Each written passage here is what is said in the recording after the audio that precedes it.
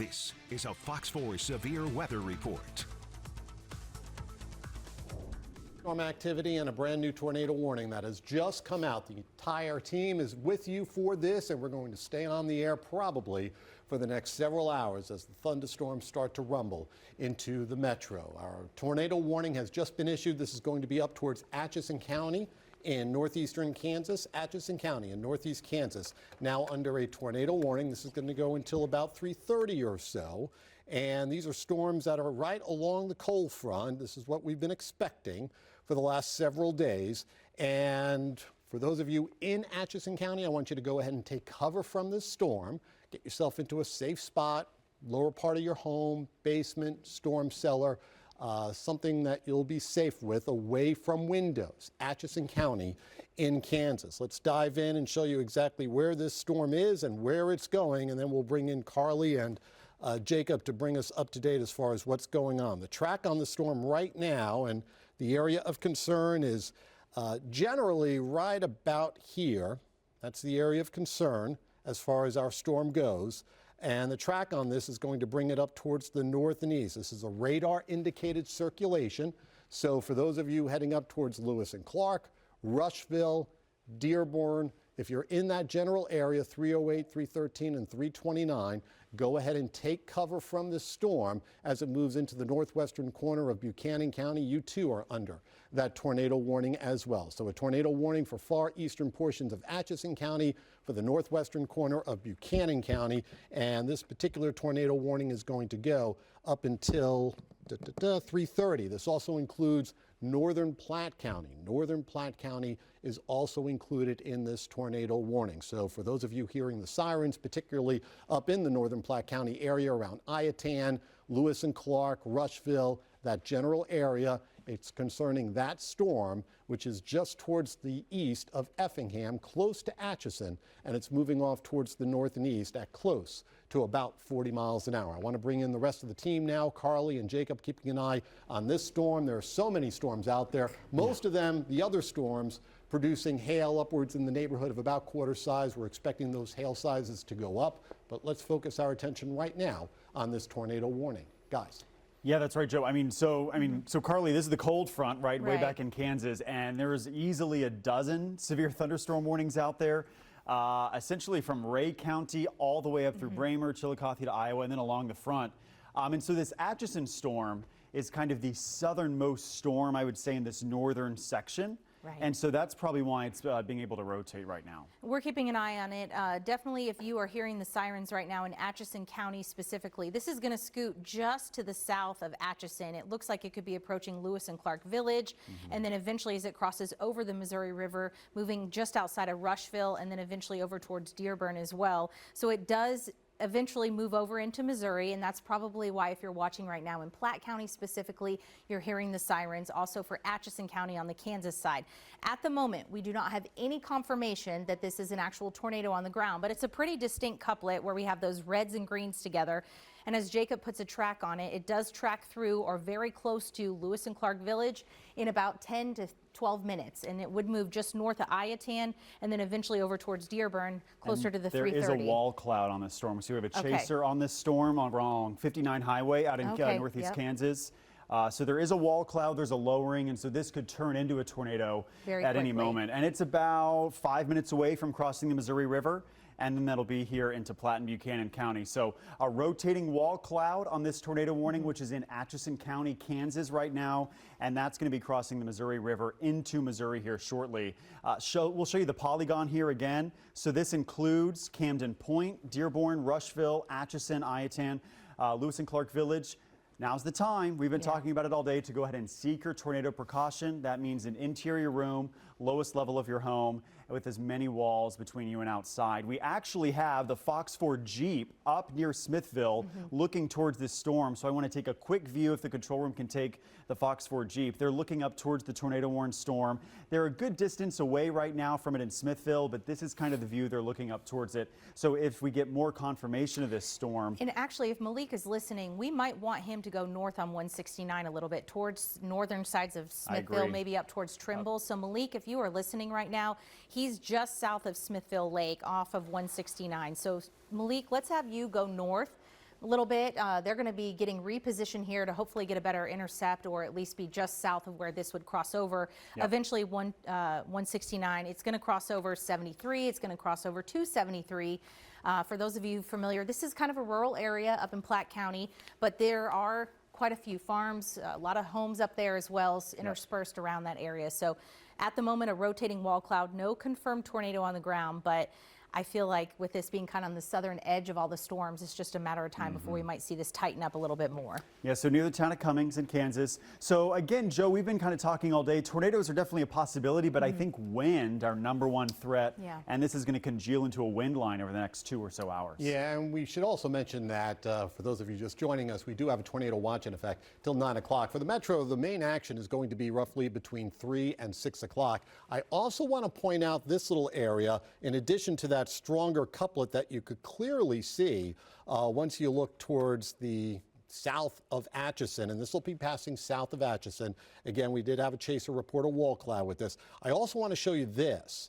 All right, so this is just towards the south and west of Agency, up there towards Buchanan County.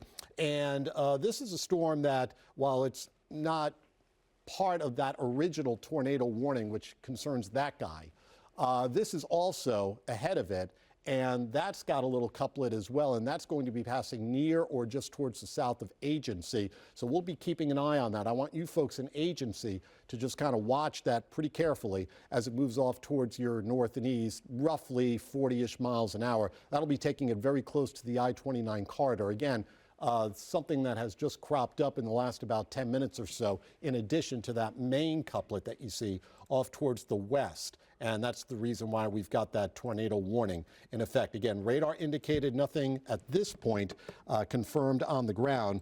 And that tornado warning for the southeast portion of Buchanan County, as well as southwestern portion, or check that, southwest Buchanan County, southeastern Atchison County, and northern Platte County. That's going to go up until about 3:30. I think I'm pretty comfortable, at least in saying right now, that it appears the worst of that little couplet is going to pass very close to, if not just towards the north and west of Iatan. So if you live in the Iatan area, I want you to make sure you are in your safe spot. Again, basement, storm cellar, closet, bathroom, somewhere lowest level. Radar indicated, nothing reported on the ground as of yet, but a history of perhaps producing a wall cloud and some larger hail. On the subject of hail with this whole thing, we do have, some pretty good areas of hail out there. So far, for the most part, what we've seen around the area is generally 1 to maybe inch to maybe inch and a half sized hailstones. So roughly quarter size hailstones, and then maybe just a little bit more than that. The hail aspect of this may graze Atchison, but for those of you in the Rushville area, you may be affected by that hail. So this is a good opportunity to get your car in the garage. And for those of you around Agency, right around I-29, that too is producing at least some hail. Our algorithm has been underestimating the size just a little bit, trying to catch up now in northeastern portions, or actually eastern portions of Atchison County, right along the Missouri River, and we're talking on the Kansas side. And around the Agency area, there's an uptick in hail right along I-29, and that'll be heading towards near Easton and Gower, right along Missouri Highway 11 in the short term. Guys. Joe, so it actually looks like the best view of this tornado warned storm is from the terminal Doppler radar, which is up just north of KCI Airport in northern Platte County. So I have this radar shooting back into Atchison County, and right here along 73 between Atchison and Leavenworth, that's where the rotating wall cloud and possible tornado is. We also just got in a report of quarter-size hail falling in the city of Atchison, in Atchison County, but this is the rotation. It is really about to cross the Missouri River. And we'll continue to watch this as it continues to move east. Karli, this is a decent rotation signature, though. It is. Approaching the river. I was just going to tell you, if you can go a little bit farther to the east, I have somebody right now just south of 116, kind of near County Road HE and M. Oh, yeah. So I've got someone in that location. They're going to keep an eye on it as well. So we have someone, honestly, without intentionally doing this, perfectly placed. So we're going to have hopefully a report coming in from them here shortly. But that storm, the warned tornado storm, not confirmation of it being on the ground yet, but certainly decent rotation this would be moving straight in their general vicinity. So we'll have hopefully some updates from them. If nothing else, Joe, to confirm the hail that you just mentioned is potentially tied to this, but also if they are seeing the rotation of the wall cloud or potentially a funnel or a tornado. Yeah, and there's still kind of two little rotation spots on this. One is the main warm cell right there over 73 Highway. Joe's also been pointing out that one up towards Fawcett, along 371 Highway north of Dearborn. So kind of two spots we're watching. Again, the damaging wind potential, though, is much more widespread. I'll kind of take a wider view and show you. The cold front is still well back in Kansas. Widespread 60-mile-per-hour winds in the storms from Ray County up towards Caldwell, Livingston County, all the way up towards Trenton. And we continue to see the severe thunderstorms from Atchison and Platte County north into northern Missouri. So I'll show you this tornado watch in effect. This does include the Kansas City metro, really the whole region, until 9 p.m. tonight. Tornado is going to be a threat. Damaging winds also a big threat. We're upgraded to that level 4 severe weather risk from the Storm Prediction Center earlier this afternoon, and that's primarily wind-driven. Large hail is also a possibility as well. So just kind of a laundry list, if you will, of severe thunderstorm warnings right now. That tornado warning, though, is still what sticks out. That's until 3:30 there, Atchison, Buchanan, and Platte County, just north of the metro. And so that's why we're on the air this afternoon to track this. And we'll continue to watch these storms all evening long. In fact, something that might be even a higher risk from tornadoes is the widespread damaging winds. 70, 80 miles per hour, that would cause power outages. And a couple of things I want to point out. I'm keeping an eye on chat right now. Every warning that comes out, I've noticed the hail size tagged on it tends to get a little bit larger. So we're starting to see maybe a little bit of strengthening in that department.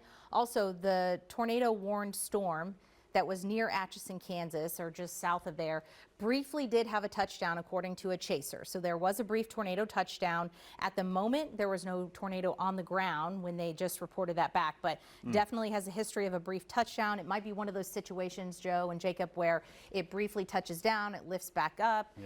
But it is certainly producing some rotation and has a history now of a brief tornado touchdown just south of Atchison. And you can see it's roughly, still there. I know it's still there, and it's about to cross over the Missouri River. And this particular, outside of just that tornado warning, we have a big severe thunderstorm warning with a tornado possible. So that tied with the 1 3/4 inch size hailstones potentially happening along with it. So I feel like this is going to be the direction we're going, where these storms are growing in strength and rapidly exploding in coverage, and more and more producing larger hail reports or potentially larger hailstones. So that might be our first primary concern before we even get into that damaging wind threat that we've been talking about all day long. Okay, yeah, so again, all the storms right now north of the metro, that's where the severe thunderstorm warning is. It looks like we have another view from the FOX4 Jeep, who is on this tornado warned storm. They are heading up on 169 to try to intercept this up into Clinton County. There's the view right now. Our own Malik Jackson is in the Jeep. Malik, can you hear me? Are you seeing anything from the clouds? You're still too far away from the storm? I think we're still a little bit too far away from it, but we can obviously see the darkening of the skies as we get closer and closer. Karli texted us, told us to book it to Trimble, and that's what we're doing, 169 north. But like I said, I think we're still too far from it right now, but you certainly can see the skies are darkening as we get closer and closer. Stay on that storm. We'll go back to Malik as we have updates. Joe? All right, let's give you an updated timeline on this storm. Again, this is a tornado warning in effect for far eastern portions of Atchison County over on the Kansas side, the far northwestern corner of Platte County. If you live south of Iatan, odds are, or well south of Iatan, this is not going to be an issue for you. You'll get other thunderstorms, don't get me wrong, but the main area of concern is right there. This is moving off towards the north and east at roughly 40-ish miles an hour. So Dearborn heading towards you, Agency, Gower by about 347, Plattsburgh roughly by about 4 o'clock or so. And the concern is right along the Missouri River. Karli mentioned earlier that it may have produced a very thin, wispy something that briefly touched down. It does not appear to be on the ground at this point right now, but that could change because it does have a well-developed wall cloud, according to chasers. So for this general area, particularly the southern portion of Buchanan County, here's St. Joe. So this will be passing just towards the south of St. Joe, at least that circulation will be. So for those of you, again, in southern Buchanan County, particularly south of St. Joe. This is going to affect the I-29 corridor as well in just about the next 15 minutes or so. I want you to be sure you are in your safe spot and you are taking cover from this storm. I want to just kind of give you an idea for those of you who are or know somebody driving down from northwest Missouri coming down along I-29. Just please tell them that that circulation is about 15 miles or so just towards the west-southwest of I-29. So you still have a few minutes, but if anybody's about to leave St. Joe to drive southward into Kansas City, we're coming into rush hour now, I want them to stay right where they are right now. Don't drive south along I-29. Let's get that storm to spin by you, and then everything will be much better for folks coming down through the northwest portion of Missouri. So again, for those of you in southern Buchanan County, I want you to go ahead and take cover from this storm right away. For those of you in the agency area, still watching that little guy, again, this is just towards the north and east and around Easton and Agency. You are just kind of borderline in that tornado warning, but this little cell here is still showing some signs of rotation. It's ahead of the main storm. So just kind of be aware what's going on up towards the eastern area. Might be getting some hail right now. And for you folks in Stewartsville, let's pay attention to that storm, again, the one near Agency, and then the one storm that is getting ready now to cross over the Missouri River and move into the southwestern portion of Buchanan County and the northwestern portion of Platte County. Again, this is going to be way up towards the northwest corner of Platte County. There are other storms out there as well, and I don't want to disregard what else is going on for other areas, and those would be for these areas. And everybody's getting a severe thunderstorm warning at this point. If a storm blows up, it's almost instantly going to become severe in a quick amount of time. So far, we haven't seen any really large hail or any really unusually strong winds. So far, we've seen generally 60-mile-an-hour winds, hailstones just shy of golf ball size. Still doing damage, don't get me wrong, especially to roofs and cars. But in terms of anything much bigger than that, so far so good. But you could just see all these severe thunderstorm warnings. They are a dime a dozen right now, from Bramer up towards Chillicothe, up towards Gate, around Trenton, and everything, as you could tell, moving off towards the north and east at a pretty decent little clip. Now, for the metro, we've got so many people around Kansas City who are very weather sensitive right now. The weather anxiety level is ratcheted up. That's been the case here over the last few days, that is for sure. So far, 435 loop, you're doing just fine, and will probably stay fine for about the next hour or so. These storms should be arriving or developing on top of the metro sometime around or after 4 o'clock. The good news is they should be sweeping away from the area after about 6 o'clock or so. Now, we still might have some leftover rain early this evening, but at least, you know, from an inconvenient type of weather, something dangerous, for the metro, the threat of dangerous weather will be fading, I think, after about 6 o'clock or so, 7 o'clock at the absolute latest. So we just kind of have to buckle up here for the next few hours as these storms continue to move through the region. We've got other storms down here towards Osage City. These are heading up towards the north and east as well. So for those of you on the Kansas side, all these storms are going to be coming up towards us over the next couple of hours. So I just don't want to, forget about the metro. We're keeping an eye on these storms as well down towards Osage City. And Joe, the storm ranger, the northeast. The storm ranger's on that storm down in Osage City too. Yeah. So our Jerry Powie, Bella Caracta on the storm, and they're about to come over this crest. So they're looking out towards the supercell. They're heading due west towards the county line there, Franklin and Osage County, and we're going to see any hail that comes in from this supercell within the next, say, 10 to 15 minutes. So we'll continue to monitor that storm. That's down in Kansas, of course, about to enter some of our Kansas counties. Now I do want to get back up to the tornado-warned storm, and Karli Ritter some reports in. Yeah, and also we're getting a report of a funnel cloud near Ridgeway. We also are getting some reports of the sirens, and Joe, this is to speak on, you're talking about the storm anxiety, especially for the metro. We're hearing sirens in portions of Platte County closer to the Zona Rosa area or Platte Woods. And at the moment, there is no threat for severe weather in that part of Platte County. I know that's just a sirening issue within the county itself, how they sound them. But the threat for a tornado, potentially earlier there was a brief touchdown, potentially still rotating, possibly going to produce another tornado, is basically extreme northern portions of Platte County. We're looking at areas north of Camden Point, closer to the Iatan power plant right now is where that location is for the greatest rotation, really. And the track of this takes it back over towards Dearborn around 3:30. So you have about 15 minutes or so to get there. Edgerton not far after that, and then it would be up towards Gower around 3:50. Our Malik Jackson is continuing north on 169. I actually just told him get to Gower as fast as you can, so safely, Malik, but he is on his way to hopefully intercept this tornado-warned storm as it continues working its way up towards Gower. And as Joe mentioned, as Jacob mentioned, we also have a lot of large hail being reported, over an inch and a half in diameter, possibly with some of these warned storms, including the one right now that's moving through Atchison. I haven't personally seen anything coming in confirmed yet with that, but that is certainly a secondary threat with some of these additional storms that are developing. And so what you're looking at right now is the live view up in now into Clinton County. So they're at ahead of the tornado warned storm. And we're about to start getting a view as they start to bank a little further west. We'll see what's going to happen with that tornado warned storm up on the Buchanan-Platte County line north of the airport. There's still a funnel on that storm.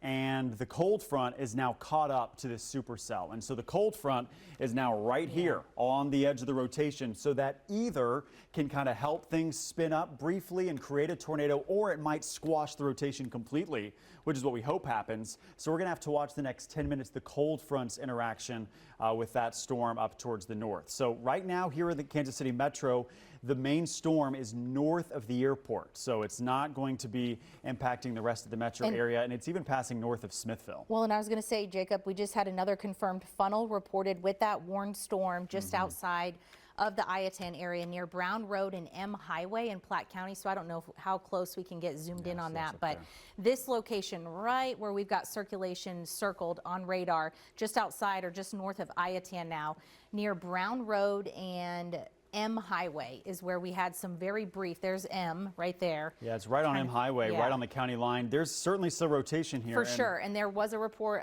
from a storm spotter of a funnel cloud. So that's why they are keeping this tornado warning, because it does have a history of briefly touching down in Atchison County, just south of Atchison.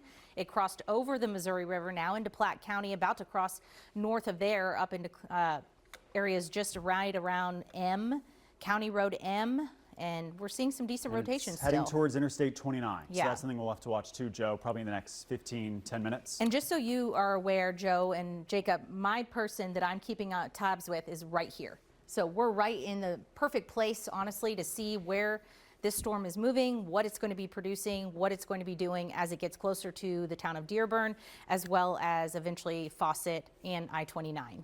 And that's where eyes are so important to this whole process, because as I take a look at radar, it does not seem like the rotation is quite as focused as it was maybe about 10-15 minutes ago, particularly for this, core right in through here. There is definitely some rotation going on, wall cloud, perhaps a little funnel cloud as well, but it just doesn't look nearly as strong as it did, like I said, 15 minutes or so ago. There's also this guy that's up here towards the Agency area, maybe just towards the north and east of Agency.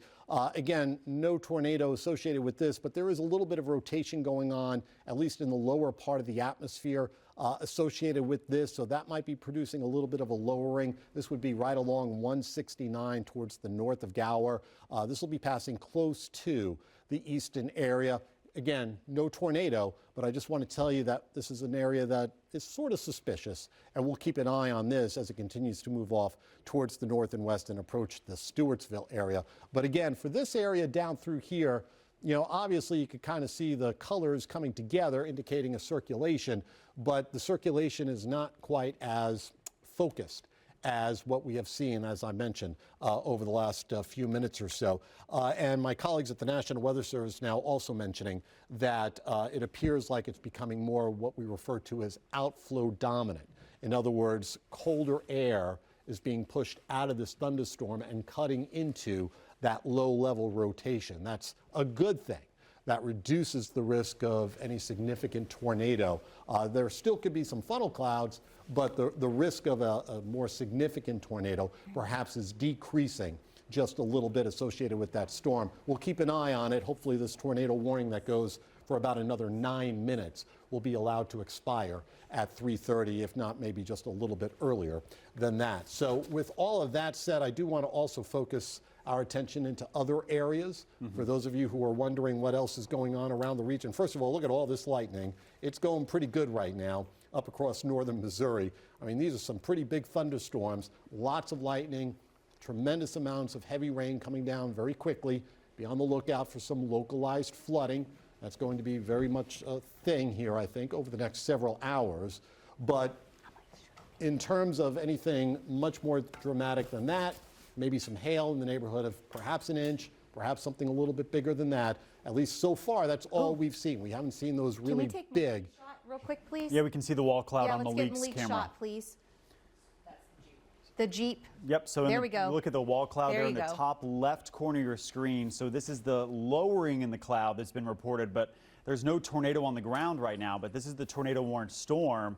The FOX4 storm tracker up in the Northland, Malik Jackson, is watching. You can see it'll emerge from behind those trees in the top left here in just a moment as they come over this crest. And then Malik, if you can hear us and you get over the top of this hill and enter a good position, we might want you to stop if we can see the base of the thunderstorm unobstructed from the trees, if at all possible. Yeah, so again, there's no tornado on this, but there's a slightly rotating wall cloud. There it is. You can see it right there. So I would say this is the perfect view from the FOX4 storm Jeep up there. And you can see the lowering, but it's not that low.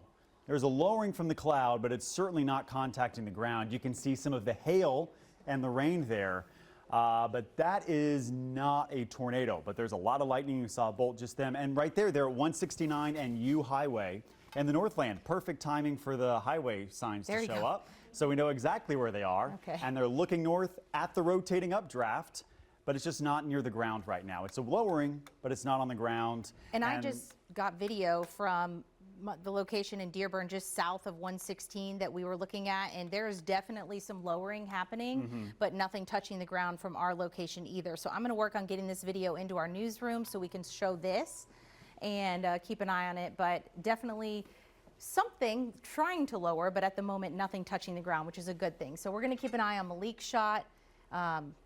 I wish that we could get a little bit better view of that, those trees kind of in the way. I think they're actually looking at this rotation at 169 and 31 and not this one. Well, let me see where he's If they're located. traveling on 169 right now, Let me see I where think he they're is. seeing this instead of this. So they're still on the weak rotation there on north of Gower, but it's not the rotating funnel cloud. It's more of a wall cloud lowering up near 169 Then and he needs to look to the west 31. if he could So get they're any looking clearing. north on 169. So see, there's two areas. And Joe, you were talking about how there's kind of this second weaker area of rotation. And you can see it in the Jeep camera, but it's certainly nowhere near the ground. So that's good news. So far, so good, right? Again, the most concerning aspect of things, and as you take a look, actually this is a good shot to take a look at. You see that rain curtain off there in the distance, and pretty much centered in the screen, there's that darker area. And some people can confuse that with either a funnel cloud or a tornado. That's just rain that's coming down within that storm. Again, our tornado warning continues for another few more minutes. Kind of interesting. A new tornado warning coming? Okay. So a new tornado warning is going to be issued now for the northern part of Platte County, southern Buchanan County. Circulation, which looked like it was weakening just a little bit, maybe trying to tighten back up again in that general area. So let's kind of take you right there. This is going to be probably a little bit of an extension and a little what we refer to as a downstream warning. So this is going to bring probably the folks in Edgerton back into things. Gower, there's the new warning coming up right there. This would include Gower, Edgerton, Agency a little bit more, and it concerns that, all right, which is moving off towards the northeast at around 30, 40-ish miles an hour, give or take. So again, the time frame on this, as we go ahead and put this into motion, is going to be towards Dearborn or close to Dearborn, maybe just to the north of Dearborn by about 3:35, Gower by about 3:50. So Gower, there's the circulation. Again, radar indicated maybe a brief touchdown about a half hour ago. Gower is here, circulation is there, And it does appear that that circulation would be getting close to Gower in just the next maybe 15, 20 minutes or so. Westbridge and Plattsburgh also in the path of that storm. So let me just kind of quickly clear that out and just kind of give the folks in Gower a heads up. Yeah, Jacob. I do have the new warning just to read it off for you. It goes until 4 o'clock. This is for Buchanan, Clinton, and Platte counties in the Northland. So until 4 p.m., this is the new tornado warning for that rotation near Dearborn that you're talking about. It's heading towards Gower at about 40 miles per hour. And to be honest, I think Platte County, you're probably okay. Yeah. I mean, it's right along the county line right now, and it'll be more of a southern Buchanan County type of thing. So here again is that circulation. There's Dearborn. It'll probably pass just barely to the north of Dearborn. And this I-29 corridor continues to be a concern. That's why I wanted to urge anybody coming out of St. Joe driving south to just wait until this cell passes I-29 and then go ahead and start your journey southward. You still might run into some hail, but again, the more concerning little city that might be affected by this is around Gower, from Gower down towards I-29, and then there's that possible, well, it's a circulation, no doubt.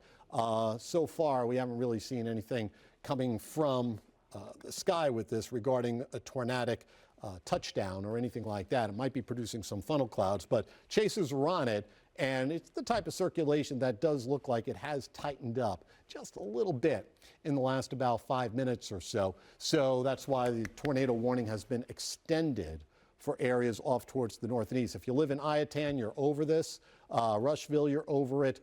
Eastern portions of Atchison County, rather, right along the Missouri River, you're okay from that tornadic threat. But again, for you folks in Gower in particular, I want you to go ahead and just, to be on the safe side, take cover. It's still about 10, 15 miles away from you, but it's a good time to take cover. You probably will only need to be wherever you need to be for about a half hour or so with the storm movement continuing off towards the east-northeast. This other circulation that we were kind of keeping an eye on around in the agency area and just to the northeast of there, that does not look nearly as impressive as what's going on right now over towards the north and west, or west-northwest, I should say, of the Dearborn area. So again, for you folks in northern portions of Platte County, I think you're going to be okay with this. It looks like it's going to be very close to the county line. So again, if you live just a few miles south of the county line of Platte County and Buchanan County, you're probably going to be okay unless something kind of happens that we're not expecting. But just general area right there, right along that county line, seems to be a little bit more of a focus. Jacob, I know you're keeping an eye on the Weather Service radar up towards KCI. Yeah, that's right, Joe. So the MCI, the terminal Doppler radar up near the airport, has a better view on this storm, and I've been trying to keep it updated. So here it is. It is right now, if there's a tornado, it's on the county line. There's probably a funnel or a wall cloud. This is Highway V at the Buchanan and Platte County line, and it's essentially on 371 highway just north of Newmarket. So this is the rotation. It's right on the county line. It's probably about 2-3 minutes away from crossing Interstate 29 at Dearborn. So that's where the rotation is. That's this tornado warned storm. And I'll put an updated storm track on it that's going to take it off almost due east at about 40 miles per hour. So it's going to track right along 116 highway from near Dearborn over towards 169. So this is going to pass probably between Edgerton and Gower. Do you want me to get Malik south to 116 and 169? That's what I was going to say. I'll get him there. Malik Jackson is in our Jeep, and we can even box that camera here. They're up in Gower right now inside the tornado warning, and they are looking west, waiting for the tornado warned storm to arrive. So they're going to try to reposition south about 5 miles to be at the best location to possibly see a funnel or intercept this tornado safely. And they can hear the sirens sounding up there, of course, because they're in the middle of the tornado warning. So again, the rotation tracker here from FOX4 showing some of that, I would say low-end rotation, but it's there right between Fosston and Dearborn on the county line, about to cross 371 and Interstate 29. So that's where the rotation is in the Northland. The National Weather Service saying the circulation is improving here over the last couple of moments, and so that is the storm we're watching there in the Northland. The wider view again shows this is the only tornado threat nearby right now, north of the metro. There is a supercell down towards the south, And briefly, just because we have a great view of it from Jerry Powey, Bella Caracta, and the Storm Ranger, they are down in Franklin County looking back towards this Osage storm. They're waiting on hail and possible rotation, but our immediate threat right now continues to be up towards the Northland, where this rotation is now really minutes away from crossing Interstate 29. So go ahead, if you know anyone that is traveling north of the airport between KCI and St. Joe on I-29, call them. Tell them a tornado is possible crossing I-29 right now, and just wait 10 minutes, and then we'll be good along Interstate 29. Up towards the north. So this is going to be approaching Clinton County here momentarily. Clinton County, you should be in your safe place. This is the view, I think. That's our Storm Ranger. That's down in Kansas. If we can take Malik's view, that's the one that's up in Missouri. Yeah, and they're going to be turning around. He said they're on their way right now. He is. There they go, yeah. Yeah, so he's heading back south just to get a slightly better location. I dropped him a pin of where to go near 116 and 169. So he's on his way. Malik is, who is he with? Do we know? What photographer? Adam Wilson. So Malik Jackson, Adam Wilson on their way back south on 169 right now, trying to intercept this tornado-warned storm. There's the little hook echo. Yeah, it's starting to look a little bit more impressive on radar for sure. And as this crosses over 29, do we have any scout cameras in that location, Morgan, by chance? North of the airport. Okay. So we'll look for that. And We're as they keeping an eye on reposition that. near 116 and 169, we should have a good view of this storm. So that's the main tornado warning right now. And all of the other severe thunderstorm warnings, Joe, am I correct, are still kind of 60-mile-per-hour winds. We're not seeing the significant wind threat develop yet, although that's still probably going to happen as these congeal into a line over the next 2 hours. And that's sort of what we're waiting for. It's going to be, 2-3 hour afternoon of watching these storms come into the area.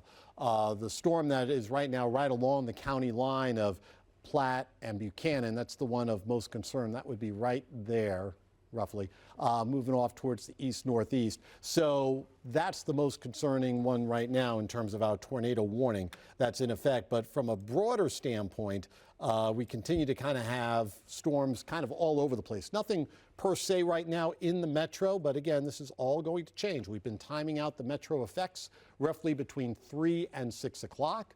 So we just kind of have a little bit more breathing space. If you need to get from point A to point B, you still have some opportunity to do that if you live within the 435 loop. Other thunderstorms are up here towards northern Missouri. They're producing some hail, nothing really too crazy. For the most part, below golf ball size hailstones, which is still significant, don't get me wrong, but it's not so far like what we saw from Osawatomie and Hillsdale and that general area. Now, as Jacob mentioned, this could change over the coming hours as these storms all kind of come into this one big mass or several big masses.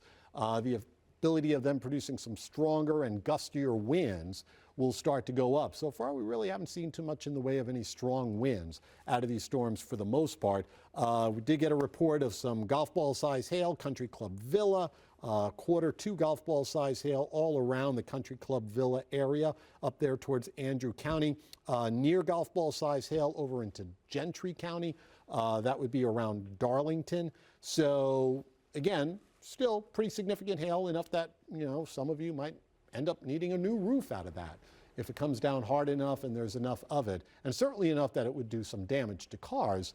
But in terms of that huge mambo hail, if you will, like what we saw down in Miami County and some other places around the region, so far so good regarding that. We'll keep an eye on whether or not that changes, but at least so far so good. All right, so let's take you back up towards that tornado warning that is up there right now into the county line area of Platte and Buchanan County, and that's a radar indicated at this point circulation that is seemingly perhaps morphing, maybe just a little bit. Maybe, I don't know. What do you think, Jacob? Maybe a little structural change going on with this? So they're thinking that these storms are kind of interacting with the boundary. They're kind of playing this tug of war, if you will, right now at the front. So it's also tough. This is literally almost right on top of the terminal Doppler radar up near Dearborn. So it's still on the county line. There is still some rotation. It's almost this surge of wind. Yeah. And again, as I mentioned about 20 minutes ago, the cold front is catching up to this tornado warning here in Buchanan and Platte counties. And so that's going to have some sort of effect on the storm as we're certainly still a little bit of a notch to it. It's not a classic supercell, though, by any means. That's for sure. Oh, okay. This is the video that I just got in from Dearborn, just outside of Dearborn. And if you watch here, you can kind of see some lowerings, nothing touching the ground. But, I mean, it was definitely, as it was moving in, rotating. And it was interesting because different from some of the other warned storms that we had earlier this week, not a ton of lightning associated with these storms at the moment. So kind of calm, kind of eerie looking, though, definitely lowering of the clouds as it was approaching the city of Dearborn. But thankfully, no reports of any touchdowns as it worked its way through. But that's part of what prompted the warning there. It did have a history of producing that funnel cloud. And so if there's a rotation here, if there's a funnel cloud on this tornado warning, it's at Highway Y and 116 Highway right now into Buchanan County side of the county line. And so this is going to track on 116. So if you live on 116 Highway, southern Buchanan County, go ahead, remain in your tornado safe place. This is heading right towards Gower or just south of there. We have a great view. Let's take the storm Jeep up in the Northland as they are now turning around to position to watch this storm. We should see them turn around here. Yeah, so they're right there on 169 Highway and 116. And they are facing west now. And they're going to have a perfect view right into this storm, which right now, Joe, I mean... Look at to the right above that's the Dennis Sneed Ford... what is that called? Yeah, where you buy cars. I can't think of the name. Dealership. Thank you. Hello. It's been a long day. But look right above it. I mean, you can see some interesting cloud structures for sure. And you also see the police. They're observing the situation. That's what I was saying. They're blocking the highway. And the police is not letting people drive into 116 onto the highway. So that's good. I think they're sort of just kind of keeping an eye on what's going on. As we continue to monitor that potential... Yeah, let's have Malik stay there. That's a great spot, by the way. Circulation that continues to just kind of produce, at times, maybe a ragged wall cloud. And we're just getting a report now up towards Princeton, up in far northern Missouri, close to the Iowa border, of perhaps a little wall cloud up there as well. We'll go up there here in just a second. I wanted to show you some of these other storms and track them as well. So we've got thunderstorms right now stretching from roughly south and east of Topeka all the way on down towards Osage City. That's a region that's been hit pretty hard this week. Storms moving off towards the north and east at close to about 40 miles an hour. So heads up for Lecompton. Stronger winds, maybe some hail, 1 to 2 inch hail connected to these storms. Lawrence, these storms are due towards you by about 3:53. Tongi by about 4:09. Doesn't look like there'll be a Tonganoxie split with this. Leavenworth by about 4:30. Kickapoo by 4:35. And Platte City by about 4:45, give or take, for Platte City. Other storms, again, important to note. Not much going on right now here in the metro. All right, we'll always focus on that. But here are these other storms. For the storm that's up there towards Livingston County, Joe. Yeah, that's what I was just going to mention. This brand new severe thunderstorm warning, which includes Chillicothe, has what we refer to as a tornado possible tag. So we're keeping an eye out for any potential rotation associated with the storm in Livingston County. And you folks now from roughly Chillicothe southward to the county line under a severe thunderstorm warning. Other severe thunderstorm warnings coming out right now for the Trenton area with this storm. This looks like it probably split off, so that little area there might be producing some larger hail. Again, so far we've seen nothing bigger than golf balls, still significant, but nothing crazy compared to what we saw earlier this week. And then some other thunderstorms continue once you get up towards north central portions of Missouri. Look at this whole mass of thunderstorms getting ready to cross over the Iowa border. There was a possible wall cloud perhaps associated with this. This is up there towards the Princeton area, right along 136, give or take. So we'll keep an eye on that storm. That's going to be pretty much into the state of Iowa, probably in the next about 15 to 30 minutes or so. But again, for the metro, still we're okay. And like I said, we'll probably be okay for a little while longer, but anytime after 4 o'clock, I want you to be, if you're planning on getting out, I want you to kind of try to stay in for about an hour or two. We're starting to see some smaller cells, a little showers develop near Olathe and Overland Park. Let's see if those turn into anything as they move up I-35 towards the Liberty area. And you can see some of these other storms off towards the west near and just towards the west of Lawrence. Back up to our tornado warned storm, which is still going. Wall cloud right now. Malik, if you can hear me, just stay put right there. Can you see Malik's shot, Joe, by chance? Right I now, cannot. look in Yeah, the kiosk. At the kiosk. The Jeep, we can see the wall cloud barely just now on the top left. You can see that little lowering from the clouds. Stay right there. That's a weak wall cloud. Very weak wall cloud. Weak, but it's visible. Not really putting down a funnel at all. No. So that's why the tornado warning is in effect. This wall cloud has been there for the last 30, 40 minutes now. And so we're in Clinton County, just south of Gower here. That's what you're looking at right now. We're looking due east on 116 highway towards the rotating wall cloud that has just passed over Dearborn.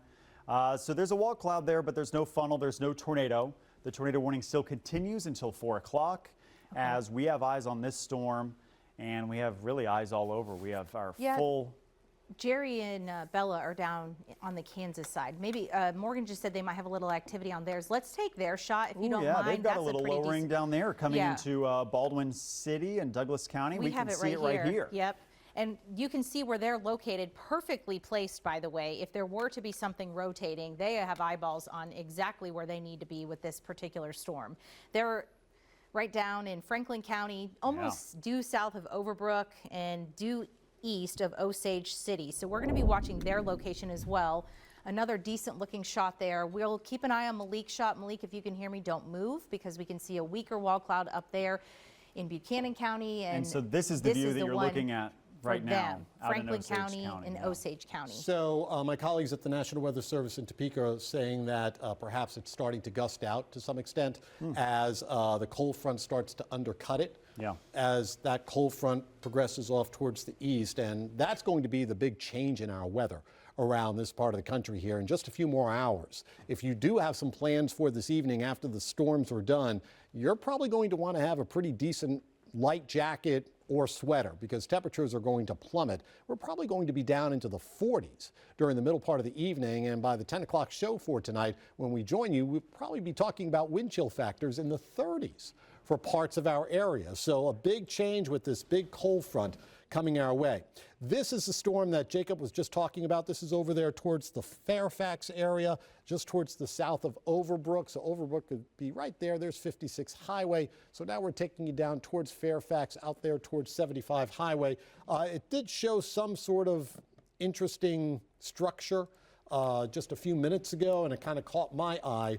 But from a rotation standpoint, yeah, there might be some, but right now it's nothing overly glaring, but we'll certainly keep an eye on that as it continues to move off towards the north and east. But, you know, it's a pretty beefy storm. And I also want to kind of quickly show you some of the hail situations that are developing with this whole thing. And again, it's one of the things that I've been mildly surprised at, even though this is still very early in the ball game, if you will. We're probably in the about second inning of what we're going to be dealing with over the next several hours.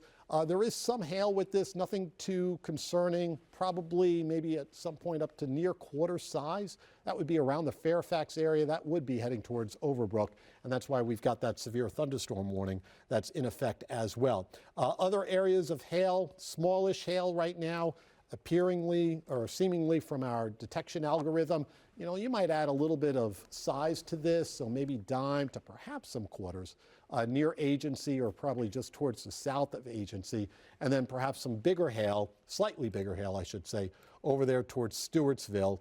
That's some hail coming down there, probably quarter size, maybe a little bit bigger than that. But at least so far, there's nothing that's, you know, comparing to what we saw off and on during the course of the week. There are some stronger indications of hail once you get all the way up there towards and north and west of Unionville. That would be just towards the north of 136 Highway. So hail, some reports of gusty winds, and maybe Jacob and Karli can help me out with this. If you've been keeping an eye on chat. Have you seen any reports of any gusty winds? I haven't at all. No winds reports yet. I think the highest I saw was around 55 miles per hour. Let's go ahead and take the Jeep view again up in Clinton County. So the clouds getting there, although the tornado warning has now been dropped, by the way. But they did just issue a new tornado warning, though. Oh, up for towards Chillicothe. Yep. I was just going to say Livingston County, Lynn County, all until 4:30 this afternoon. Let me get you some information on that. Yeah, so the only tornado warning now is for Livingston County. This includes downtown Chillicothe. The rotation is right over Chillicothe.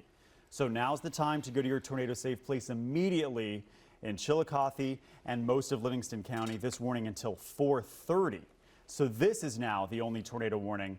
And Joe, you've got an update on this storm? Yeah, let me go ahead and show you the storm track on this. This is the Livingston County storm that they've just issued that tornado warning for till 4:30 or so. Chillicothe, 348 right on top of you right now. If you live in Chillicothe, again, radar indicated, not confirmed, but I want you to make sure you are in your safe spot right now. If you live in Chillicothe, get into your safe spot right now just to be on the safe side. Again, nothing reported visually, but it's a radar indicated rotation, so let's be on the safe side for you folks up towards Chillicothe.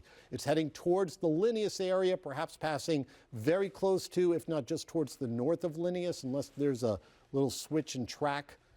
Right now, again, mostly towards the north and east. We'll keep an eye on Linneus, but if it gets to you, that would be about 417, and Grantsville by about 426. Let's see how well it holds together as it moves off towards the north and east. So again, this is for Livingston County now, well towards the north and east of Kansas City.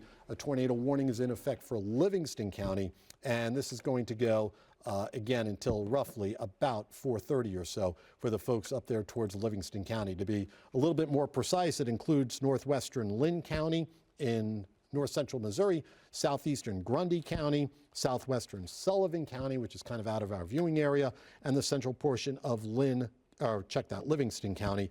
Quarter-sized hail, perhaps a tornado. Again, radar indicated, and that's why we're being safe rather than sorry when it comes to this particular cell that's up there towards Livingston County. Overall, as we kind of get back into the metro for you very quickly, we're watching these storms that are coming up from the south and west. Right now, some hail possible with these storms, perhaps a gusty wind of 50 to 60 miles an hour. But as we've remarked here in the last few minutes, so far we really haven't seen too much in the way of any strong damaging winds coming from these thunderstorms of any major concern. And that's been the concern really for most of the week leading up to today. Here's the Lawrence area. I want to check in with our friends in Douglas County. We've got basically thunderstorms, locally heavy rains.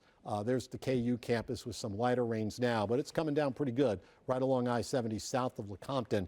And then once you go a little further south of that, that's our stronger thunderstorm, and that's near Overbrook, and that's got probably some hail and some gusty winds associated with it as well. All right, back up to Livingston County we go, and you could clearly see there's definitely a little kidney bean look to that echo. Let me go ahead and take off this lightning because that could be really distracting.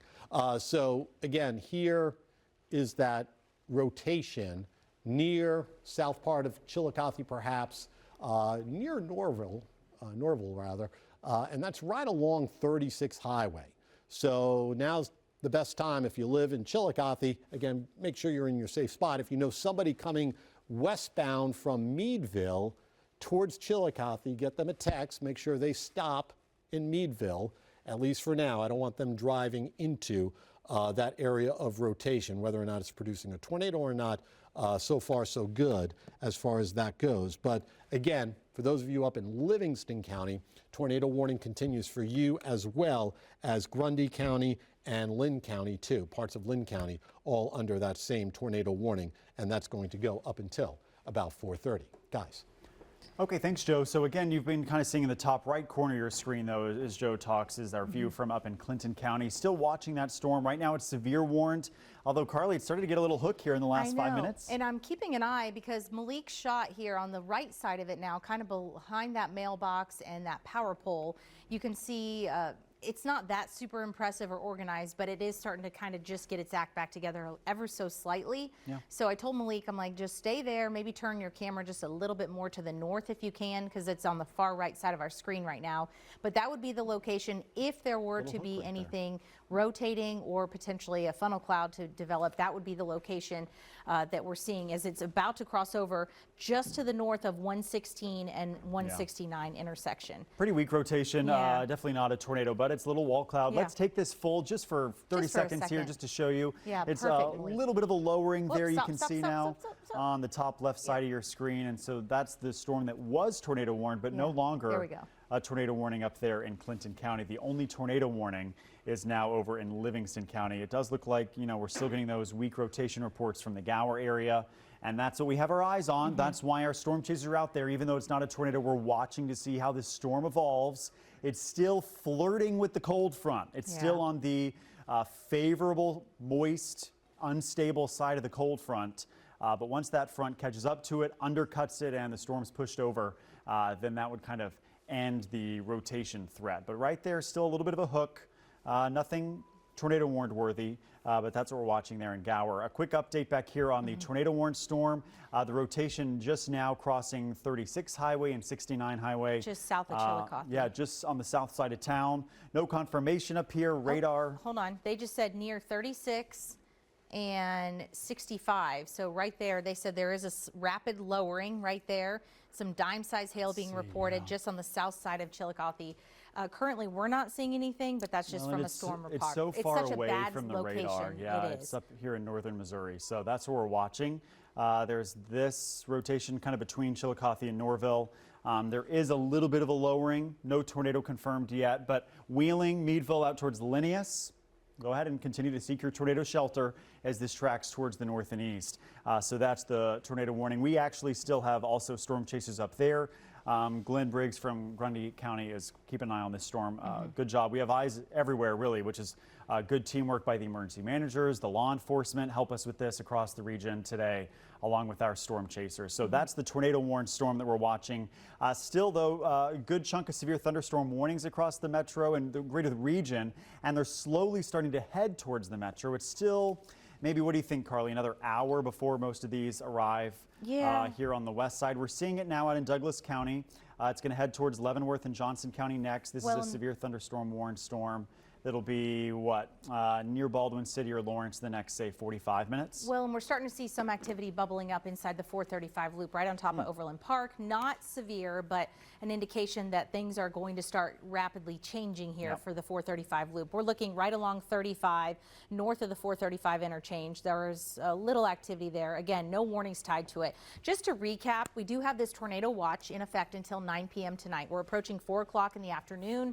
And we have a line of thunderstorms and then a second little front edge ahead of it. And both of these producing warnings, severe thunderstorm warnings, and that one lone tornado warning up in Livingston County. So we'll keep an eye on this, but here's kind of what we're anticipating it to be like in the metro around 5:30 this evening. And we should have at that point in time a much more defined line of severe thunderstorms rolling through. And that's where I think all of us are kind of thinking perhaps it becomes more of a wind-driven issue, more so than what we're seeing right now is some minor rotation within some of these thunderstorms. Yeah, tornado's not the biggest threat for a state. We still have that tornado warning, but I think damaging winds this evening over the next 2 hours or so will continue to come to the front of the picture. We don't really have a lot of wind reports yet, Joe, but I don't think that means we're done with the wind threat. No, I don't think so. And because here we are, we've been about an hour into our coverage.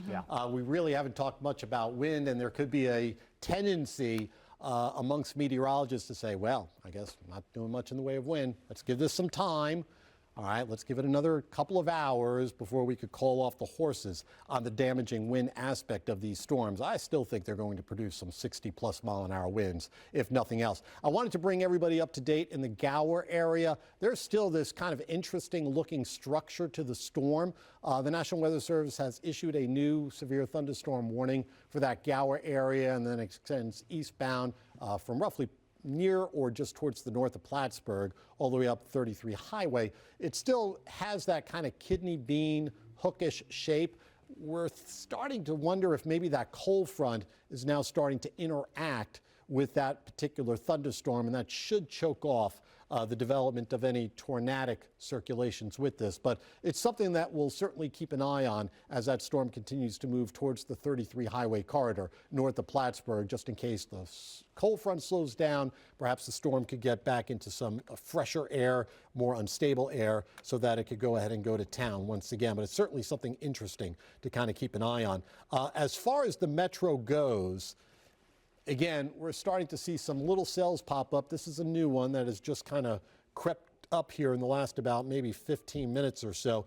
This is going to be over towards, right around the Plaza area, or getting close to move into the Plaza area. Roland Park, Mission, Countryside, Miriam. This is just, let's just for now call it just a garden variety shower, perhaps a little thunderstorm. And again, this is moving off towards the north and east. So Plaza area, the Westport area, will be getting some rain here very soon. Once that little cell passes you by, you're not done, all right? I don't want you to let your guard down either, because we're expecting more activity to fill in on the west side of the metro here over the coming hours and move in either from the southwest or from the west. There are some pretty beefy thunderstorms right now over on the Kansas side in particular. And as we kind of take you down, here's Lecompton, just for an idea where we're looking at. Here's Osage City. So this is a pretty beefy thunderstorm right now, southwest of Lawrence, just towards the south of Overbrook. And that is moving off towards the northeast. So let's put a storm track on this for you as well, for those of you in the general area of Douglas County, near Lawrence and south of Lawrence. That storm coming up from the Overbrook area, heading towards the Clinton Lake area.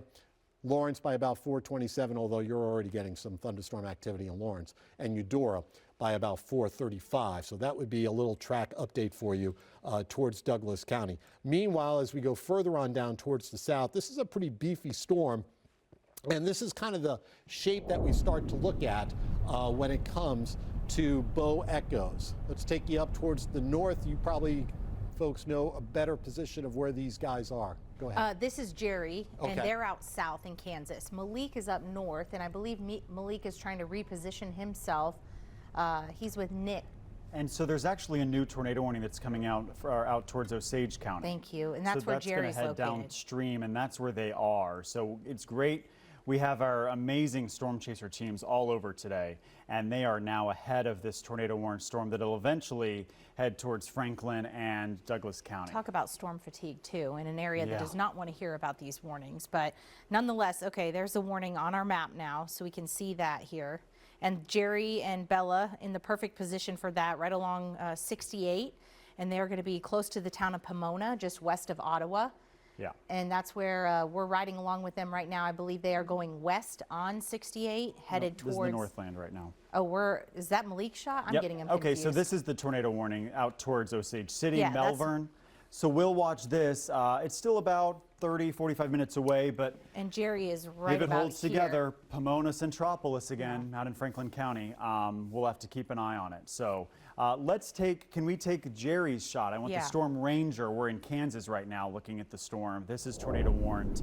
And so here you go. This is Jerry, Poway, Bella Caracta. They are right now out towards Pomona, Kansas. Remember that? We were talking about them earlier this week. Another tornado warning right now out towards Melbourne. And so they are right now on K68 on the county line, Osage, Franklin. They'll be watching that tornado warned storm as it comes in. That's not quite to our area yet, but they're going to be on it as soon as it is. And we're going to have some updates soon as the National Weather Service in Topeka will have to head that down. Okay, now it's time to start Fox 4 News at 4 o'clock. From the station that's working for you, this is Fox 4 News at 4 p.m. Top of the 4 o'clock hour, watching a brand new tornado warning that has just been issued for areas south and west of Kansas City. This is kind of borderline our viewing area, but I want to give the folks over in Franklin County a heads up, shades of what perhaps happened on Monday. This is radar indicated. That's very important just right now, radar indicated, but there is a circulation, radar indicated circulation. At this point, nothing reported on the ground to my knowledge. According to my colleagues at the National Weather Service in Topeka, it would be close to the Lebo area, that circulation, and it's moving off towards the north and east. And I want to give my colleagues on the other side of the room a heads up that that storm is moving at 60 miles an hour. All right, so a increase in forward speed with this storm. You folks over towards Melbourne, or if you know anybody in the Melbourne area, make sure you have them take cover from this storm. And then it's going to get very close to the county line of Franklin County. Right now, Pomona, Williamsburg, and Ottawa.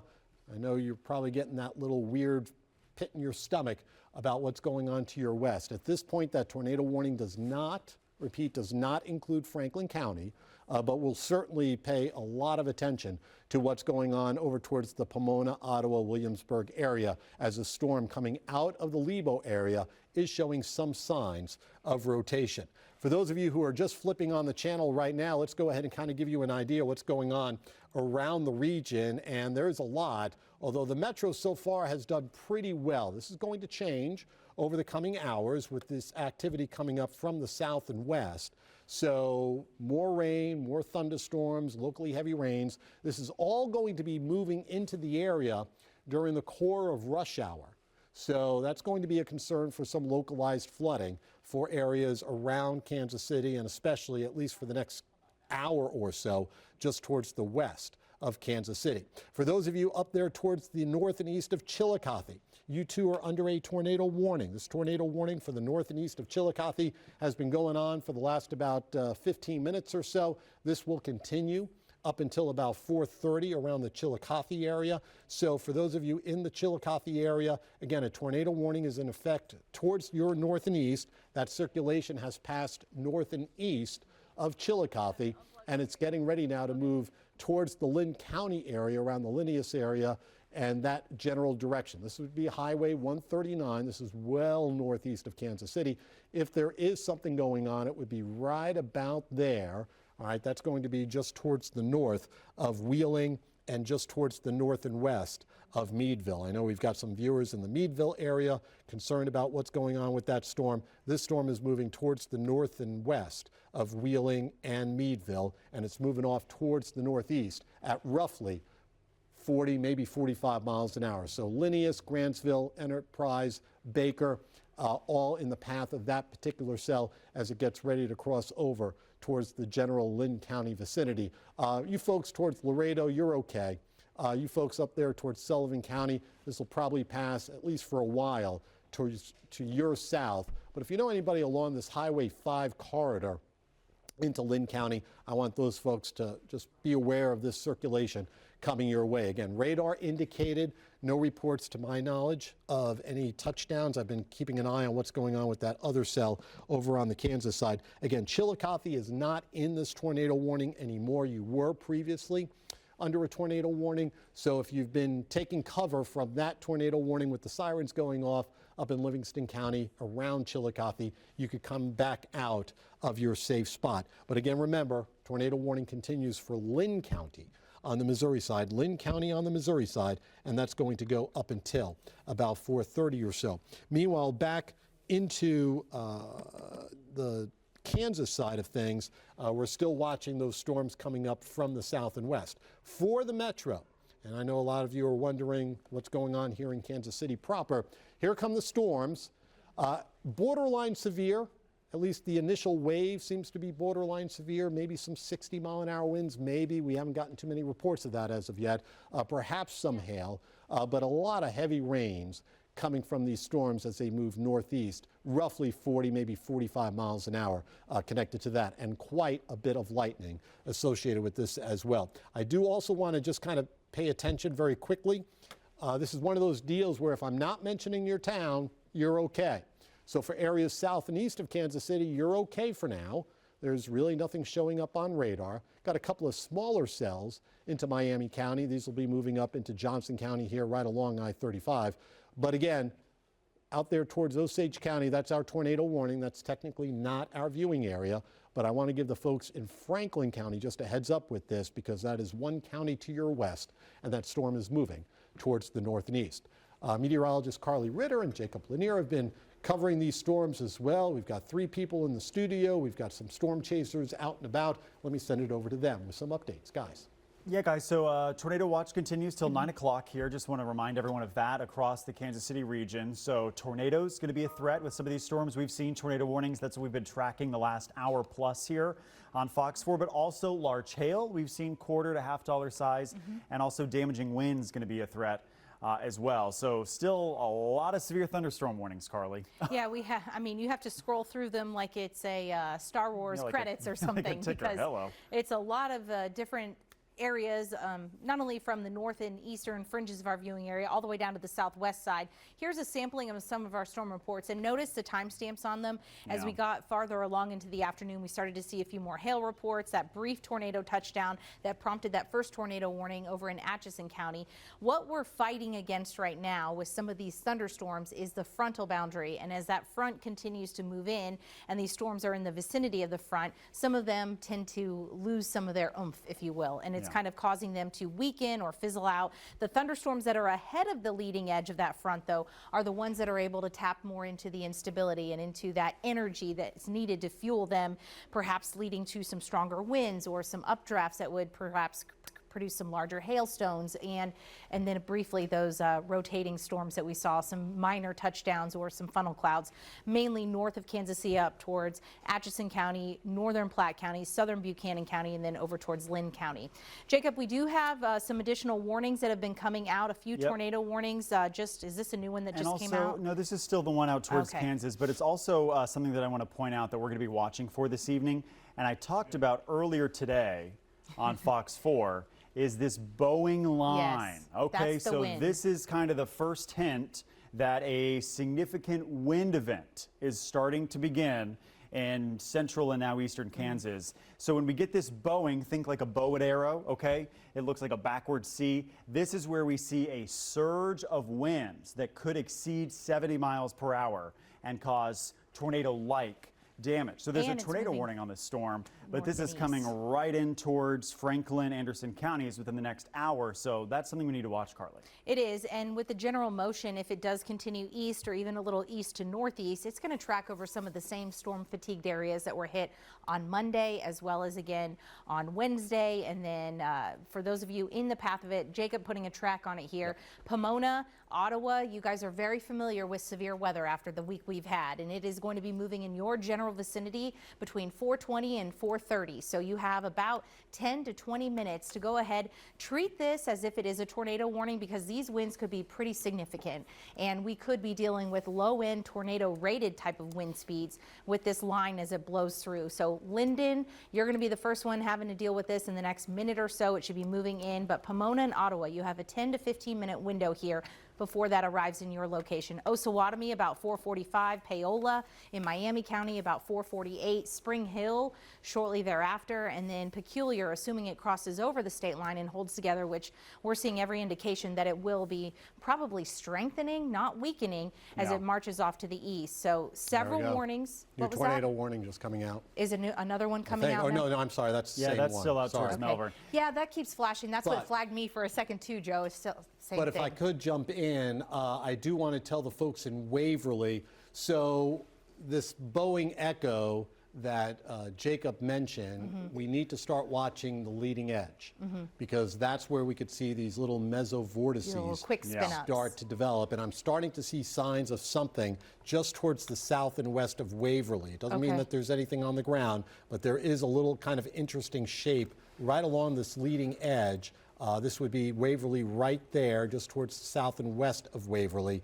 And my other radar that I use for analysis is showing maybe some sort of little circulation trying to form right there. And if you look kind of carefully, you can kind of see it maybe just a little bit better. Oh, wow. Yeah, so this is just kind of developed here in the last about 2 or 3 minutes, right in through there. Outside of Melbourne, too, same general vicinity. Just a little bit of a circulation beginning to develop. Now, whether or not it produces a tornado or not, we'll deal with that if it comes. But sometimes what these guys can do, even if they don't produce a tornado is that they could produce an area of enhanced, stronger winds. And we've seen this constantly over the last few years when it comes to these Boeing echoes. So this general area near the Beto Junction area, just towards the north of Hale Summit, approaching Waverly. I want you folks in Waverly, all right, obviously you're probably taking cover because of the tornado warning that's in effect for your general area, but I also want you to be prepared for potentially some straight line winds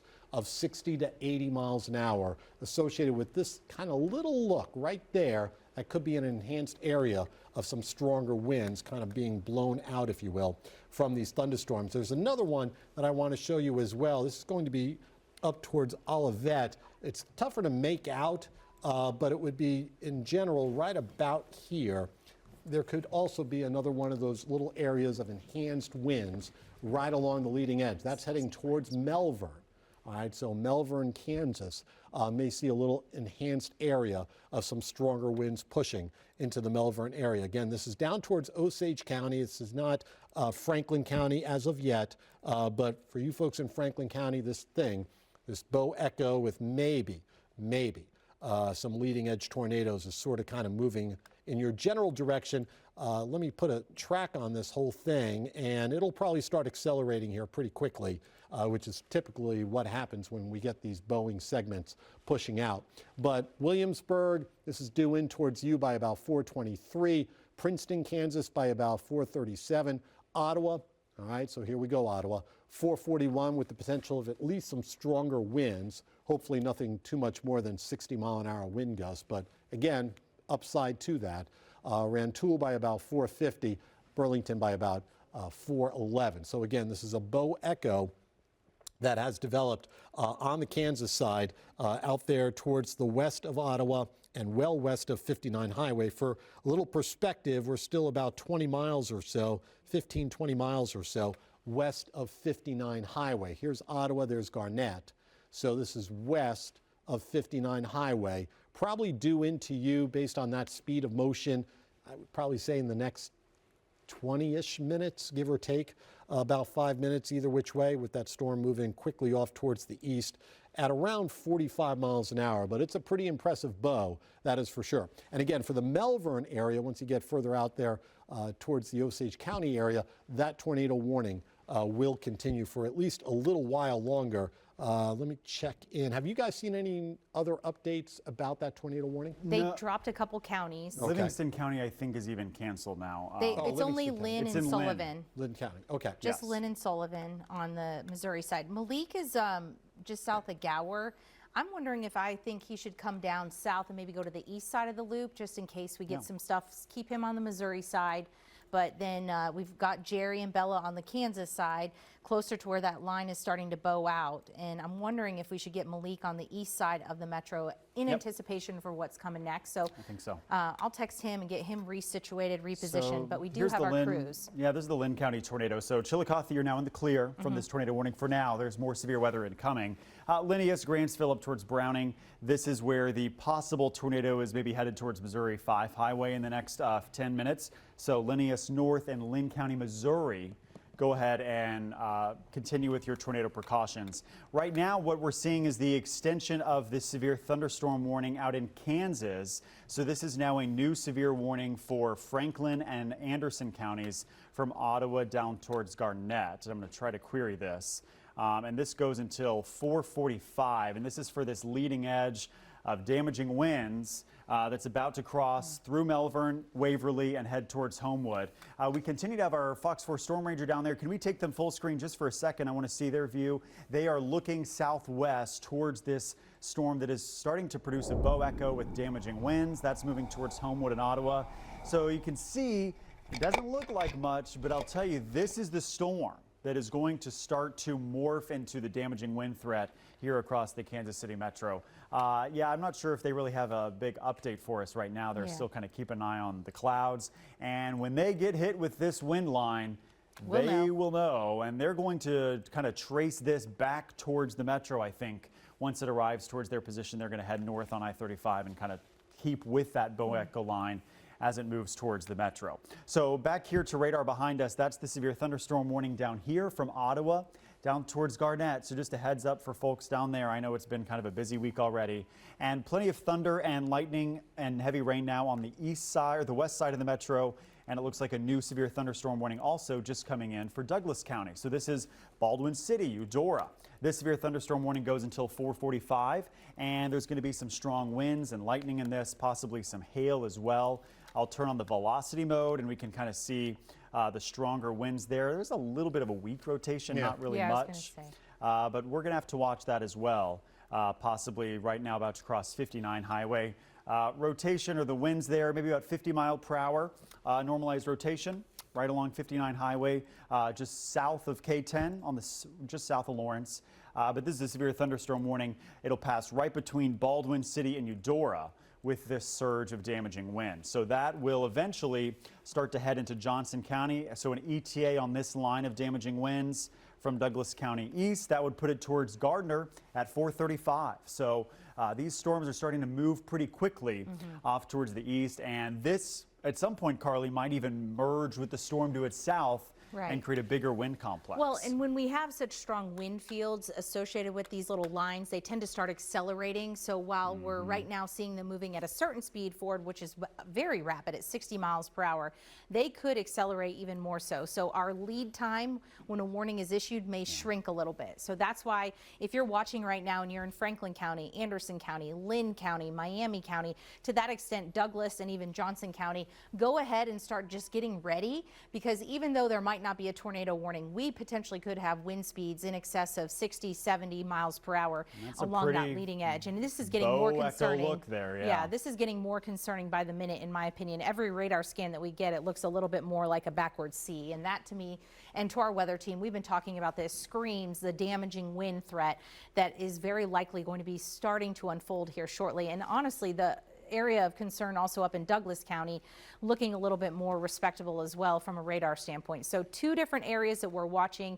On the Kansas side, a fairly large area under this severe thunderstorm warning, and this leading edge, not only do we have the strong winds, but at any given time, and Joe, you've been watching this outside of Melbourne, still some minor rotation down in that general vicinity I'm keeping an eye on. Very strong winds that'll be riding right up along I-35, approaching Williamsburg, probably the next city that will have the most notable impacts with this, as I'm looking at radar scope. Wind speeds very impressive with this, and we will see potentially some damage with this as it rolls through. So you want to get to the most interior part of your home or your structure that you're in right now watching us as this rolls in, and it'll be here shortly within the next few minutes in Williamsburg. And yeah, when we typically look at a bow echo like this, as I've outlined, kind of the apex or the peak of that curvature is where the strongest winds are. So right now that's over Waverly, it's heading into Williamsburg, Kansas. It's going to come right up I-35, and that's where we could have localized 70-mile-per-hour winds happening right now. And we'll continue to watch for that threat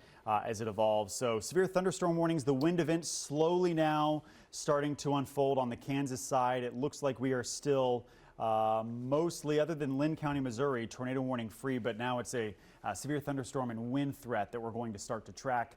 Let's get one more check on our storm ranger before we go back over to Joe there down in Kansas and Franklin County looking at this storm live. And you can see the storm is getting a little bit closer. And it's going to be interesting. It's hard to make out. There almost might be a shelf cloud there that'll be in their vicinity shortly. I wouldn't be shocked by that at all. That'll be the leading edge of the winds, and that's what we're going to have to watch now out in Kansas, and that'll especially impact, I think, maybe the south side of the metro for now. And it's interesting. I wonder, Joe, you know, that Atchison Platte storm earlier, I wonder if that worked over the Northland atmosphere a little bit. Maybe so just a little bit. North Metro might be a little bit more protected than the south side. So when these storms go over the same training effect, if you will, the same railroad tracks, the storm before it kind of robs the atmosphere of energy so that the storm behind it has less energy to work with as it moves roughly over the same area. Plus you have that cutting cold front. I've been referring to it as a flusher cold front because it's going to flush away all the bad weather. It's kind of like a bulldozing cold front because it's interacting with all the heat and the humidity that we have built up during the course of the day for today. There is some very broad rotation. So now we're down there towards Douglas County. Here's the Vinland area, and there's some very broad rotation going on with this. Not overly concerning. They do have a severe thunderstorm warning in effect for this, potentially some gusty winds, maybe some hail with this, but there's some very broad rotation near that 59 highway corridor area.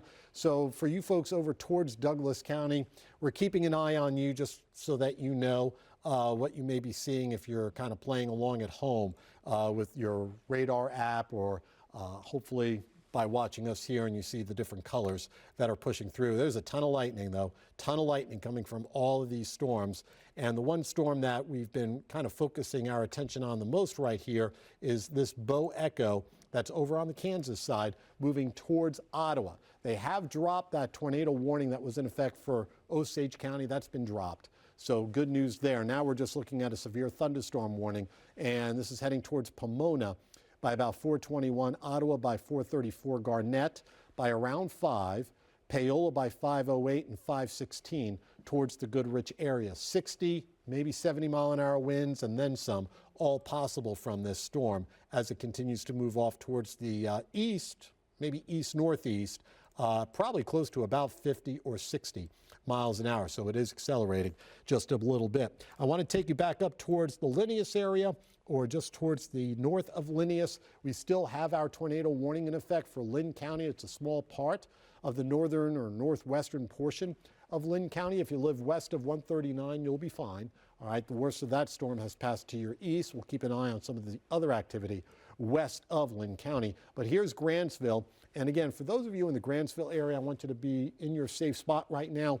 If you live in Browning, that circulation will probably pass to your south. But here's Missouri Highway 5. So again, radar indicated, so far at least, Karli was the one who mentioned that one of her chaser friends reported perhaps a brief touchdown in eastern Atchison County, right? Earlier this afternoon, probably about an hour and a half ago. So far, so good regarding that.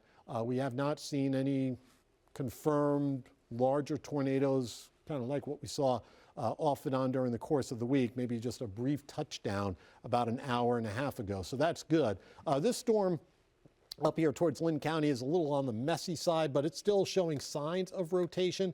So that's why we continue to have our tornado warning in effect for the northern reaches of Lynn County. And this will go until about, give or take, 4:30 or so. For the metro, let's bring you back home into Kansas City, because now we're coming into the heart of rush hour and we've got all this weather coming right up I-35 into the metro. Lots of thunder, lots of lightning, torrential rains, perhaps some hail.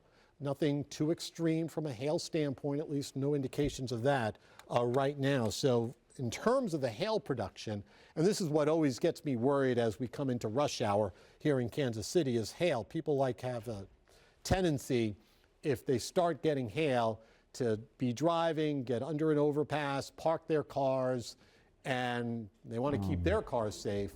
But, you know, everybody else backs up behind them and they're all vulnerable to what's going on. So at least from a hail standpoint, yes, there is some, but it's not overly large. Let's go ahead and now, this is a live shot from, where is that, Morgan? Oh, Miriam, okay. So here's Miriam. You can see it over on my other side, and just, you know, a good old thunderstorm rumbling through the Miriam area. The hail aspect of this is roughly, you know, dime to perhaps quarters, maybe something a little bit bigger, from Melbourne down towards Waverly, down towards the New Strawn area, just towards the north of Burlington, that 75 highway. So passing south of Linden, this will be moving east into Franklin County. So just to track the hail aspect of things, for those of you in Franklin County, expect at least some hail coming your way. Hopefully nothing too extreme. Joe, I'm sorry to interrupt. That Lynn County storm, there's a chaser on it that has a rapidly rotating funnel cloud almost halfway to the ground right now. So I know that Lynn County and all the surrounding areas had that warning dropped. Well, most of the this is Lynn County, Missouri. So Linneus, yeah, there is a new tornado warning. They just issued it. New tornado warning? So yeah, just a heads up. That's moving away up towards Kirksville. Yeah. But so Linneus, remain in your safe place here a few more minutes. Yeah. I also wanted to jump in, Joe, and it looks like we are now getting our first destructive severe thunderstorm warning down in Franklin County. So Ottawa, Princeton, Williamsburg, Pomona, this is now a severe thunderstorm warning for 80-mile-per-hour winds. Yeah, that's a problem. And that is going to set off your phone. So that's going to be a WIA alert. All of Franklin County, Kansas just got the notification that 80-mile-per-hour winds are incoming. And this is the live view from the FOX4 Storm Ranger inside that now destructive severe thunderstorm warning. They are near Ottawa and they are trying to stay ahead of this damaging bow echo line of storms that is now forming on the Kansas side. So as we have been talking about all day, our significant damaging wind threat is now increasing. And I'm starting to become a little bit more concerned that this might start heading up the I-35 corridor into the south side of the metro. So especially southern Johnson County here in the next hour, Miami County, heads up. This is going to turn into a massive, not ideal line, nasty line of 80-mile-per-hour winds. That is going to cause major power outages from Ottawa up through, say, Gardner, even northern Miami County, as this Boeing line of severe thunderstorms in Franklin County continues to track northeast, Karli. Yeah, we're going to keep an eye on things. I know that Bella, I'm not sure if we're able to talk to them yet or not. I know we were working on getting that established, but they are Okay, Bella, maybe you can give us an update on what you guys are experiencing right now in relation to where you are with that storm approaching. Yeah, Karli, we are back heading towards Ottawa. Remember where that EF2 tornado hit? So we're going towards Ottawa. We could feel the thunder. We got that alert for the destructive 80-mile-per-hour wind. So Jerry wanted to move over because he saw that actually coming, and we didn't want to get in front of it. So we're heading back into the direction of Ottawa. Does that sound about right, Jerry? Okay. Yeah, so we are heading that way now with, as you can see, so we're looking at a shelf cloud right now from our view. That is just looking out to the right. You can see flashes of lightning over here coming through. And this is the picture we're seeing right now. It's a clear line. The picture on the camera is better than what we can see with our eyes, actually. But the delineation of those clouds is pretty clear of where we're at right now. We're going to pull over and stop so you guys can take a look and appreciate what sort of we're looking at, and you can jump in and take it from there of what you guys are seeing. All right. And what that sort of means. Bella as we see several flashes of lightning. Thank you so much, Bella. Bella Caracta, Jerry Powie, they're in Franklin County tracking this line of destructive wind. And Jacob Lanier just put a little wind gust likely. This severe thunderstorm warning producing very strong winds now, up to 80 miles per hour. And when we look at our velocities, we're able to kind of hone in on what the wind speeds might be going towards or away from the radar. And right now, you're able to pick up on almost a 95-mile-per-hour wind gust in the town of Williamsburg. Whether or not that's at ground level. So it's 5,000 feet up Correct. from the radar site. So it's going to be a little lower at the ground, at the surface level, but still indicating how strong. And this number actually continues to go up, which means this line is strengthening as it pushes off to the east and slightly northeast. Yeah. And unfortunately, into locations that were hard hit earlier this week, like the town of Ottawa, outside of Pomona. This is going to be tracking into eastern Franklin County, eventually over into Miami and southern Johnson County, all on the Kansas side. And it's moving at a pretty good clip, pushing off to the east at 50 to 60 miles per hour. So this should be moving through Williamsburg, about to move into Homewood and Greenwood, Princeton, all of these cities on the Kansas side. And then eventually, as it rolls up I-35, it's going to be moving into the town of Ottawa as well. But where we have these really deep reds on radar outside of Williamsburg and Homewood, it would also coincide with where we have some of the strongest winds associated with this line that's starting to really bow out here. And as Jacob mentioned a minute ago, assuming this continues to grow in size and certainly in strength, it would continue to race towards the state line, clipping the south side of the metro and then continuing over towards perhaps Cass County and Jackson County. So this is a really advanced warning for you that this is going to be eventually moving in your location next hour. Control room, can we also kind of get up the Ottawa rest stop I-35 KDOT camera? Because we took that earlier this week, and I want to see what this line of severe damaging winds looks like. So again, 80-mile-per-hour gust there. Also, it looks like a new severe thunderstorm warning now out for Johnson County, Kansas. So the severe winds moving into the Kansas side of the state line as well. A lot of lightning there. This new severe warning goes until 5:15. And so, Joe, this is going to start to increase the wind threat for especially the south and west side of the metro. Osage County reporting power outages, power lines arcing from that storm's history. So again, that's the storm that we're concerned about moving into Franklin County as we speak, heading towards Ottawa by 4:33, Garnett by 4:44, Spring Hill by 5:03, Lewisburg area by 5:13, Belton by about 5:24. Again, you can kind of see the arc of the storms, kind of generally the southern part of Johnson County is vulnerable to this, 435 southbound, all the way down towards Spring Hill and then down towards the Lewisburg area. Eventually, this is going to live for a while. This thing is not going to peter out. So let's bring you folks into Cass County. Just a big heads up. It's about an hour away from Cass County. But you folks in Cass County will likely feel the effects of that bow echo that's probably producing at least 70-mile-an-hour winds, if not winds a little bit stronger than that. I do want to take you back up, though, into north central Missouri and in particular the northern reaches of Lynn County. We continue to have a tornado warning in effect for the northern half of Lynn County. Funnel cloud was reported just a little while ago around the Purdon area.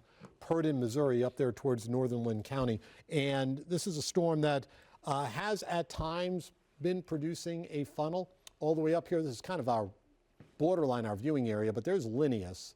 All right, so there's Browning, Highway 5 if memory serves, Grantsville, Enterprise, all generally in that rough area of that tornado warning. So stay in your safe spot for probably about another 10 or 15 minutes or so as that storm continues to move towards Highway 29, and then it's going to move out of our viewing area into Adair and Macon County. But again, here's Linneus, so Linneus, you're okay. But Grantsville, Enterprise, that general area, our radar beam 2 is shooting really high up into the atmosphere all the way up there, so it's not quite as a great radar representation of what is going on, and that's why spotters are so important. That's why we do have that report, by the way, of a funnel cloud in Purdon just a little while ago. The Franklin County storm, though, certainly continues to be a big concern just because of these stronger winds that have been blowing out of the storm and moving into east central portions of Kansas. For the metro, we've got, for the most part, I don't want to say garden variety thunderstorms, but at least immediately garden variety thunderstorms. So far not severe, maybe some small hail with this, torrential rains coming down during rush hour, so that's going to slow the commute home as we were suspecting. For the eastern part of Douglas County, you folks are under a severe thunderstorm warning, and then the main area, the strongest thunderstorm and the strongest bow echo is right there. You can see those nasty, very nasty red and darker red colors near Princeton on the Kansas side, coming into Ottawa. Maybe the strongest winds will pass just towards the south of Ottawa. Not comfortable, though, with full confidence about that. But generally, that Princeton area, Rantoul, eventually, guess what? Osawatomie and Paola, you are all in the path of this particular cell as it continues to move off towards the east, maybe passing just a little bit north, or at least the worst of it, just a little bit towards the north of Princeton. And again, the Ottawa area, you folks have gone through it this week, and here's that one core that's passing very close to Ottawa. Rantoul, Wellsville may get a pretty good wind out of this, and that's kind of going right towards that Spring Hill, Paola area, and that would be down that general 169 highway corridor coming out of Johnson County. So again, for Franklin County, we're worried about you just in terms of these strong straight line winds being generated by these thunderstorms, this bow echo coming on out. Let's go ahead and go to our storm ranger right now. This is down there, keeping an eye on what's going on, and you can see that wall of water coming on through, and again, attached to that wall of water, right along that leading edge, are those stronger straight line winds. So this is down in Franklin County. That's got to be right along that corridor, that highway corridor there, coming out of the Ottawa area. So again, for that general vicinity, watch out for these strong straight line winds. With all the rain we've seen during the course of the week, we could see some toppling trees, branches coming down, perhaps some other wind damage. I mean, this is essentially the equivalent of a weak tornado, except it's a strong straight line wind push out from these stronger thunderstorms. And again, the activity is moving off towards the east, maybe a little bit more towards the east-northeast. But this one little area down there towards Princeton, they're right on what we refer to as the apex of the bow, right along that leading edge. So for that Princeton area, for Stanton and Paola, again, please be careful with this storm. You're going to get the full effects of this heading towards Richmond by roughly 428, Rantoul by 442, Osawatomie, 453, Paola, right around 5 o'clock, and Wagstaff, another area that's been kind of going through it this week, by about 5:03. So again, this is an intense bow echo producing likely 70-mile-an-hour winds, if not something maybe more than that, as it moves off towards the east at roughly 40 to close to 50 miles an hour or so. Again, for the metro, we've got just a bunch of generally garden variety thunderstorms.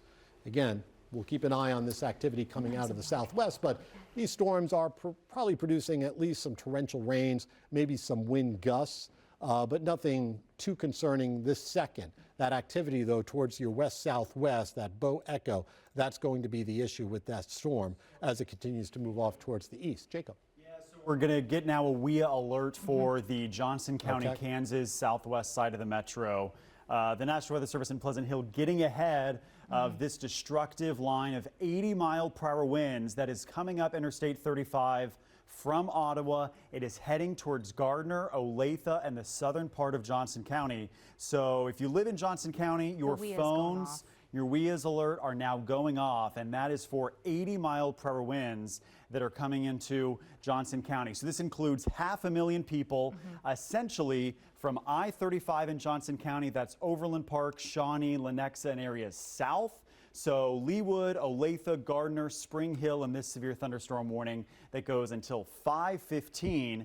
There's the line of damaging winds in Ottawa. It is racing at highway speeds up I-35, and it's going to be in Wellsville in 5 minutes, Olathe 15 minutes, Gardner in the next 15 minutes as well. And our FOX4 storm chaser is literally on the leading edge, the apex of this bow echo. And you can see the bow echo here, Karli. You can almost see the curvature in their 360 camera on the Storm Ranger. It really is impressive to watch, because this has really gone from just a little tiny cluster of thunderstorms now to an intense line of thunderstorms. And as it works its way into the south side of the metro, we're going to be talking about power outages. As Joe mentioned earlier, and we were talking about this earlier on the noon show, the amount of rain we've had, especially south of I-70, this type of wind speed will very easily topple trees that are in saturated ground. So this is something we also kind of have to remind ourselves for. Let's set the scene really quick. We do have this tornado watch. It goes until 9 p.m. But what we're focusing on now is more of a destructive wind event where we have had reports of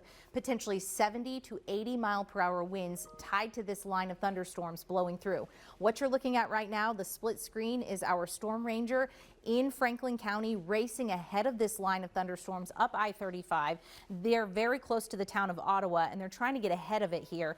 But in anticipation of this very strong wind, which sadly is about to move right on the south side of Ottawa, it's moving up towards Wellsville, essentially along the Interstate 35 corridor and 169, in between these two locations. So for those of you in Ottawa, for those of you in Princeton, for Richmond, Kansas, you might even have some pretty decent winds there. Some of the radar indicated winds, and keep in mind this is shooting above the ground, so this is not surface level. So if we were to extrapolate this down to surface level, maybe take 10, 20 miles per hour off, 10, but you're I still think looking at 70 to 80 mile per hour wind speeds very easily likely. with this leading edge in between Ottawa and Princeton, Kansas right now. This would be moving over towards Rantoul, Wellsville, Osawatomie, eventually Paola, Spring Hill. Jacob, we might want to put a track on this because it is moving between 40 and 50 miles per hour. If you want. You've got one over there, Joe? I've got a new track for you. All right, let's get that. It has accelerated 65 mile an hour speeds on this. Wow. So again, even the forward speed is pretty darn dramatic.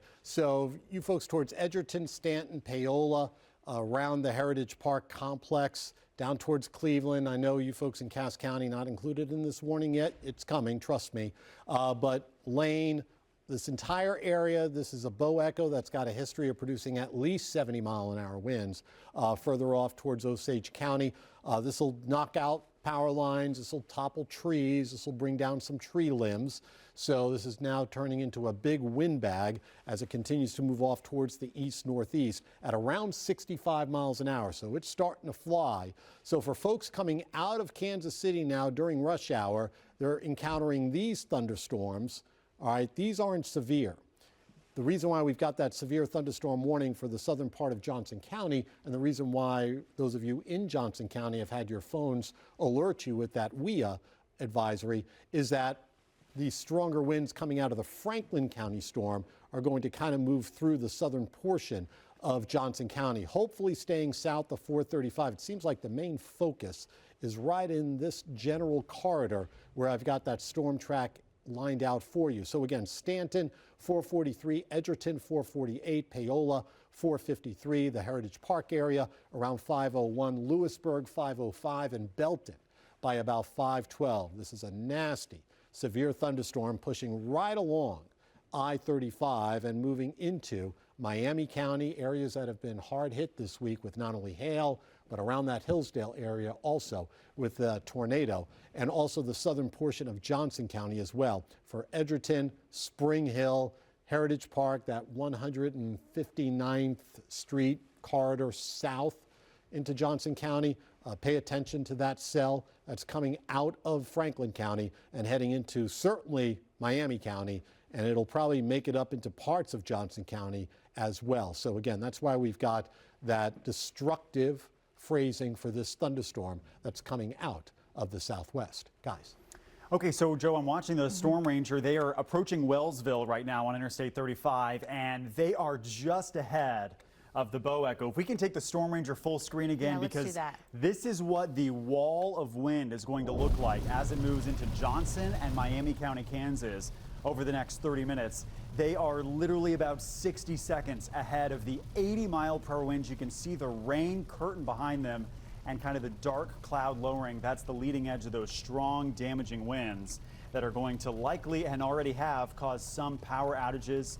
And I'd be curious also to get an update maybe on some Franklin County power outage numbers as well. There's about 3,000 customers. Let me see. I just saw a note come through Teams. About 3,000 customers without power in total, not necessarily in one general location, but the number is climbing. So, and just querying the latest wind mode here on FOX4 radar, we're getting now, this is about 4,500 feet up, okay, over Ottawa and Wellsville.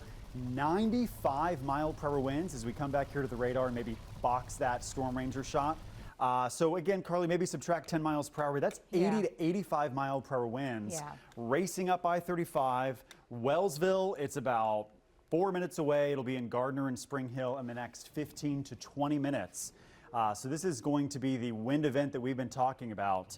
And I'm hoping that it doesn't cause widespread power outages, but there's really not a lot that's going to stop this. One of our bosses just sent a note that said that the spike that just happened in the last 15 minutes of power outages is pretty notable. Okay. And you can see that little outlined area there on our radar well, it's not our radar, overlaid on the Evergy map, but there is likely going to be a massive uptick in these power outage reports coming in here shortly, because we did get those confirmed reports of the power lines kind of bowing and swaying as the wind really picked up as this bowing line of thunderstorms blew through. So, yeah. There's another 1,500 people in BPU, Wyandotte County. Okay, another 1,500 from BPU. Thank you, Lauren, for that. Lauren Halifax with that update. And again, it's not just down towards Franklin County. They extended this severe thunderstorm warning all the way up into parts of the metro. And with the general direction of this bow and this whole entire line of thunderstorms, it's very conceivable that portions of Olathe, Spring Hill for sure, down towards Paola,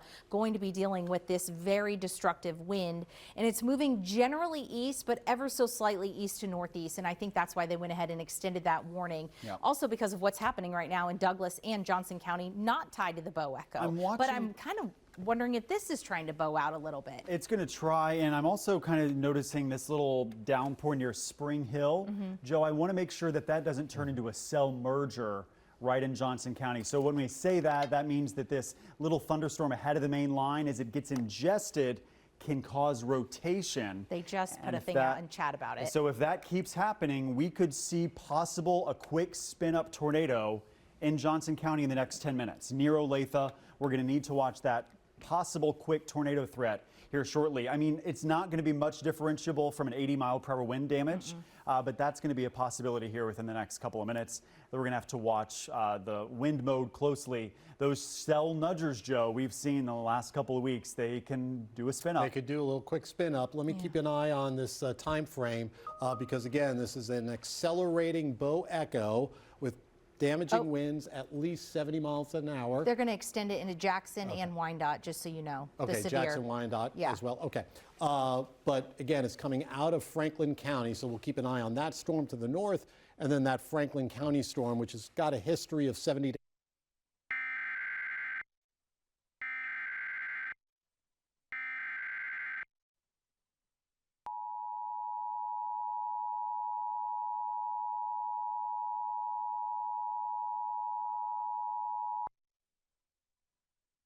The National Weather Service in Pleasant Hill has issued a severe thunderstorm warning for Miami County, northern Lynn County, Kansas, Johnson County, Kansas, northwestern Cass County until 5:15 p.m.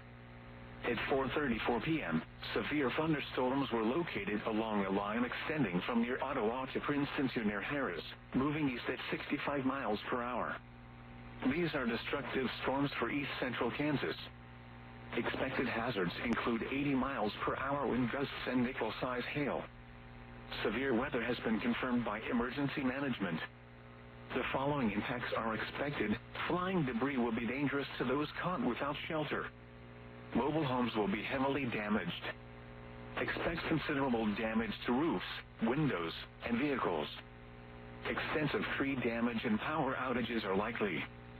Locations impacted include Overland Park, Olathe, Shawnee, Lenexa, Leewood, Prairie Village, Gardner, Merriam, Mission, Paola, Spring Hill, Osawatomie, Lewisburg, Fairway, Mission Hills, Edgerton, Westwood, Lucene, Lynn Valley, and Westwood Hills. This includes the following highways: Interstate 35 in Kansas between mile markers 200 and 227. Interstate 435 between mile markers 0 and 3, and between mile markers 76 and 83. For your protection, move to an interior room on the lowest floor of a building. A tornado watch remains in effect until 9 p.m. for East Central Kansas. Repeating, a severe thunderstorm warning has been issued until 5:15 p.m. for the following counties in Kansas: Johnson, Lynn and Miami, and Cass, Missouri.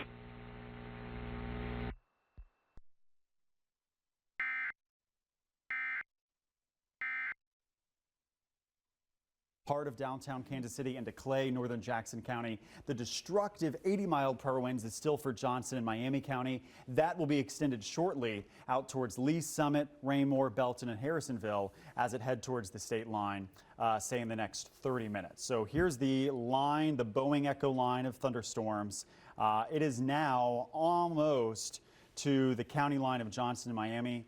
And Joe, I'm still watching for this cell nudger. I'm going to take a quick check here of velocity mode. Not seeing any tight rotation, but there's a hint of it potentially, maybe down towards the Wellsville area just a little bit, but that's also the leading surge of storms.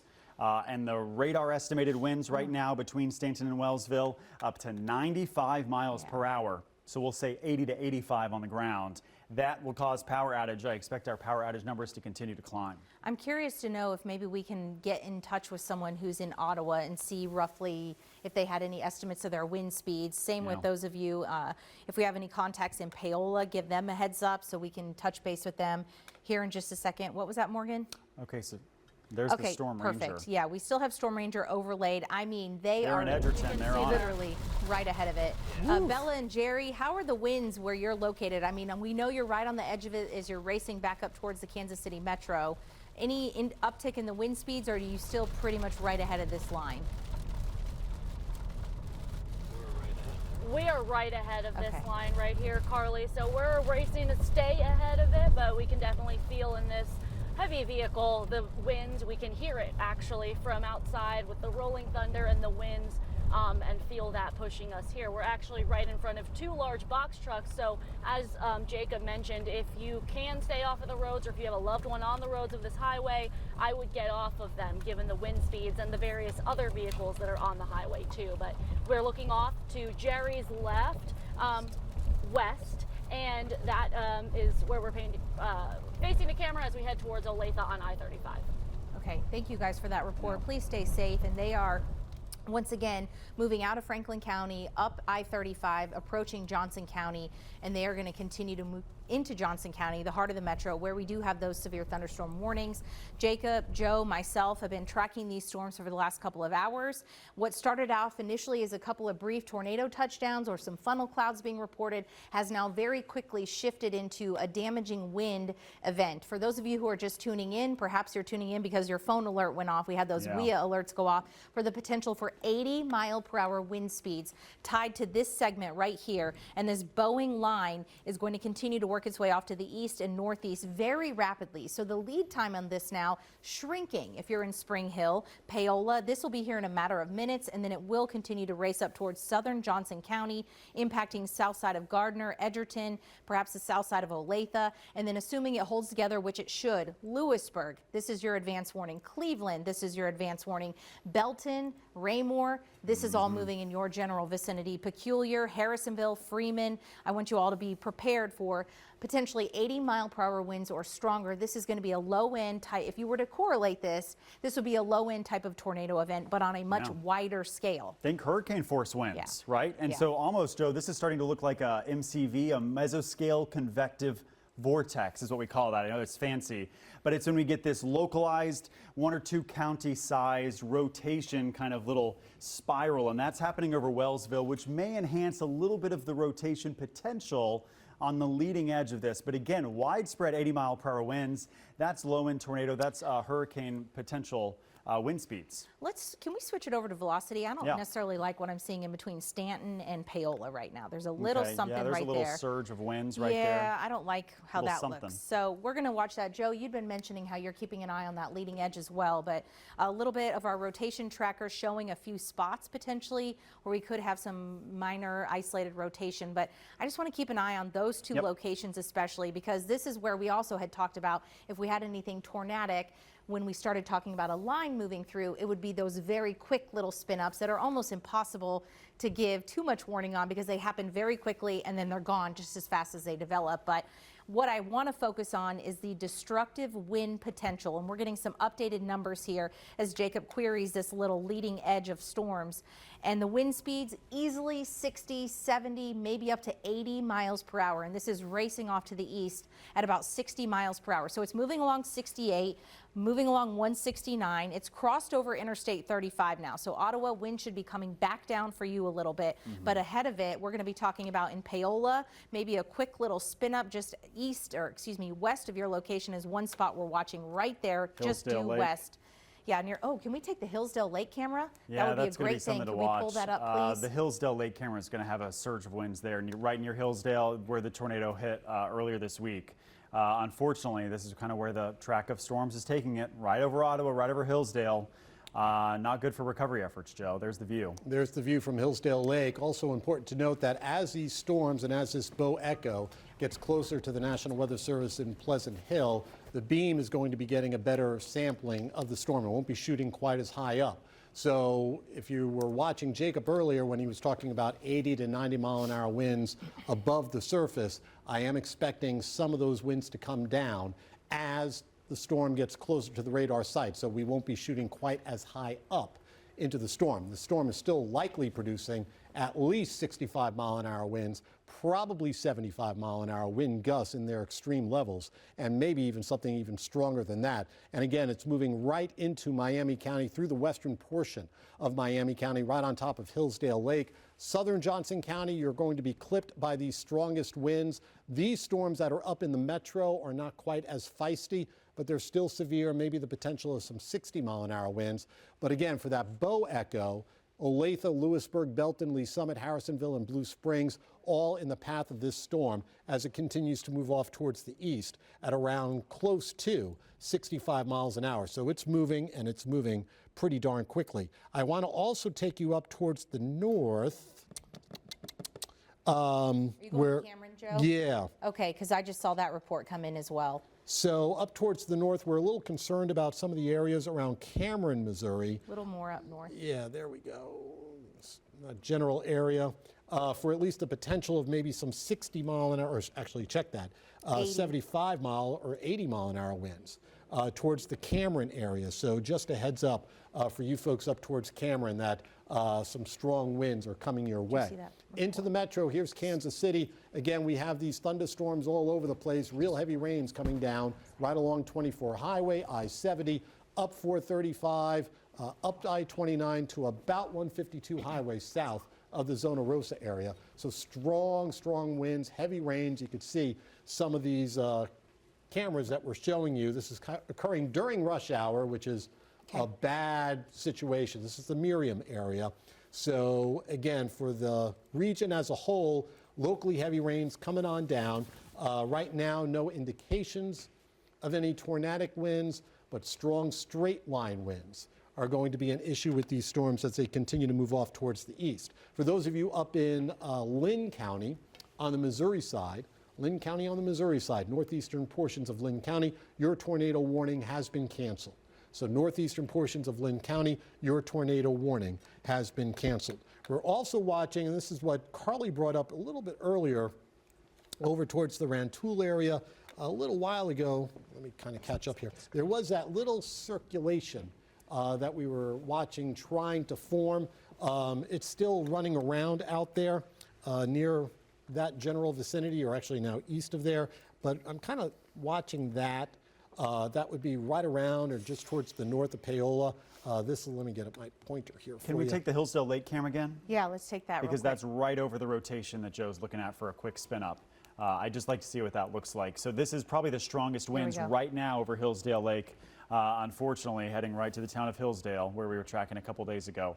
Not really seeing... Now, as I look at that camera, I'm looking at the water. That's what I'm looking at, to too. give you an indication of, if you see any choppiness to the water. Tough to make out with kind of all in the the rain, but I'm marina. not Yeah, the really marina. seeing any choppiness to the water.